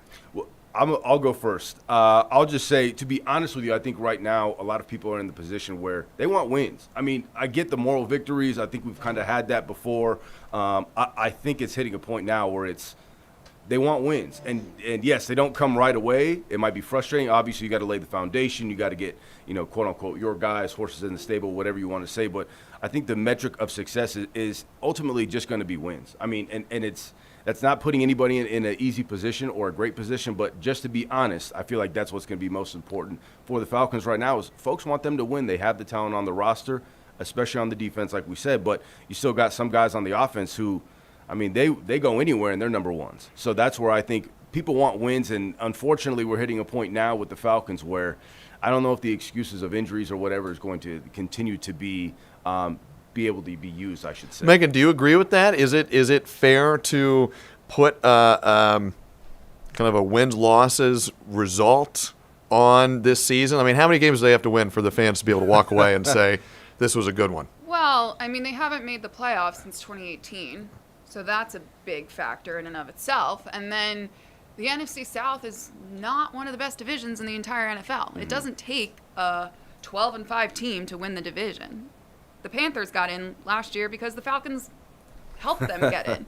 So they really only need, they could be an 8-9, which isn't great either. You're not even over 500. But I think the playoffs is kind of like, that would be successful. Like, no one, you want to be playing that extra football. You don't really care if, okay, it's week 18, yay, we got through another season, we didn't get in again. And we're sitting at home while the Panthers or the Bucks, once again, get in. Let me play devil's advocate because Stefanski's new in the role. He's certainly not new to football. He's not new to coaching, but he's new in the role, Marcus, you point out. And that's true in any sport, in any team, at any level. You come in the door, you've got to figure out who you have. And it's one thing to look at it on paper. It's one thing to look at tape. It's another thing to be there in training camp like they finally are today and really be on the ground with the guys. How much runway, how much leeway does Stefanski and his staff deserve as they are coming in fresh? Because I get the fan perspective that says, oh my goodness, and Megan, you point out it's been since 2018. A lot of fans in Atlanta are saying, come on. I mean, we're a serious sports city. Let's get to the playoffs. I'd imagine Stefanski's going to acknowledge that when he speaks to the press. But I suspect in the back of his mind, too, he's also thinking, give me a minute here. It could take some time. What's a fair read on all this? Megan, do you want to go first here? You look like you you're can go first. Okay, I was just going to say when it comes to the runway, I mean, I get it. And again, that's why I was saying the situation probably isn't perfect, and it's never going to be perfect for anybody. But at the end of the day, you have a coach who's won Coach of the Year, so we know he can do it. Yeah, I don't think that's in question that if he's a good or bad coach. He won twice. Twice, yes. And to be honest with you, as we know, the Browns have not been successful, and he made the Browns successful to some degree, especially for Browns fans or organization. And that was a tall order for Cleveland. It's not easy to do, and Cleveland is in the same position where quarterback situation was a little murky. You need to set a foundation. You need to do a lot, but I think they found a way to get it done. And so for Kevin Stefanski, of course, do I feel like the runway should be long? Yes. Now, here in Atlanta, I don't know if the fans are willing to give him that long of a runway, but I feel like he eventually will figure it out. Now, the question is, are fans going to let him get to that point of figuring it out and really setting the foundation, letting it take off? And ownership, too, right, Megan? Because we've seen a number of coaching changes in recent years here. Yeah, I mean, Arthur Blank wants to win. Yeah. That's like, he wants a Super Bowl. He wants a Super Bowl. And that gorgeous stadium, and we're not hosting a Super Bowl for another 2 years, or 18 months, I think. When's the countdown? They just announced the date for that. But yeah, Arthur Blank wants a Super Bowl. The Falcons don't have one. It's pretty black and white there. They want to win. They have the core pieces. They locked up Drake London in the offseason. They locked up Kyle Pitts in the offseason. We're waiting on Bijan Robinson, which you know is going to happen. It's just a matter of what's the dollar sign in front of what he's going to sign. And the defense is great with Jeff Ulbrich returning. You got A.J. Terrell in the backfield. You got Jesse Bates. You got everything. So you got the pieces. I mean, you have the pieces. We have the just components. Hasn't stuck. Marcus, why is that? And then I guess give us the answer to that question that I posed to you. And if you can, maybe you'll be the next head coach, because it's been a question that a lot of folks have been trying to answer. And then give the fans who are listening, and me, because I want to hear this too, give us the kind of rose-colored glasses look. Because you immediately, early on when you got on set here, you pointed to, hey, there's some good things going on. Mm-hmm. Yeah, I mean, especially, and let me talk about the defense now. Which is the defense proved last season, even with an offense that was sporadic. You don't know if they were going to score, if they were going to turn the ball over, whatever it was. The defense always seemed to come to play. And I think that was the big thing, at least from a perspective, us obviously covering sports as long as we have, where sometimes it was tough, and I was feeling bad for the defense sometimes, because it's time and time again, 3 and outs. And I don't know if people understand, the casual fan understands that as much, but a good offense makes the defense better. Yes, and keeping the defense off the field, because you're going to be dog-tired by the fourth quarter. If you got to keep going out there and stopping guys left and right, stopping offenses, and you keep doing it, and then your offense goes out, runs 2 plays, turns the ball over. I mean, that's demoralizing. You're only human. You think, guys, come on. Exactly. Help me out here a little bit. And if there's anything, to keep in mind, too, is that think about the end of last season. What we saw from the Falcons was what we were hoping to see at the beginning of the season, and all, for the majority of it, where it's, now that the games technically don't matter, you're winning games, close games, defense is coming up big, offense is making plays. Bijan Robinson, in my opinion, is the best running back in the entire league, and the brother was going insane left and right. I mean, it's not like this team is bad like we were saying. So the positives is that they have plenty of talent. It's just, can you put it together when it matters? Not when, week 10 when you're already out of the playoffs. You know what I'm saying? That's where I think it's going to be important. And I know Megan's talked about this before too. It's just like, it's the fact if you got to win games when they matter. Like nobody's And it helps when you do it at the beginning of the season. Right. We're short on time here. Megan, last word to you, 10 seconds. Do you agree? Do you agree with the analysis there? Yeah, I mean, the defense, they set all records. They wanted a pass rush last year. They got a pass rush last year. James Pierce Jr., off the field issues aside, last season set a Falcons rookie record for as many sacks in a season. It's there. That part. It's there. That part. It's there. And that's a good, I think, place to park this conversation. 10 seconds left in our show. Many months left of the Falcons season to come. 11 Alive News at 4 is next. We'll see you there.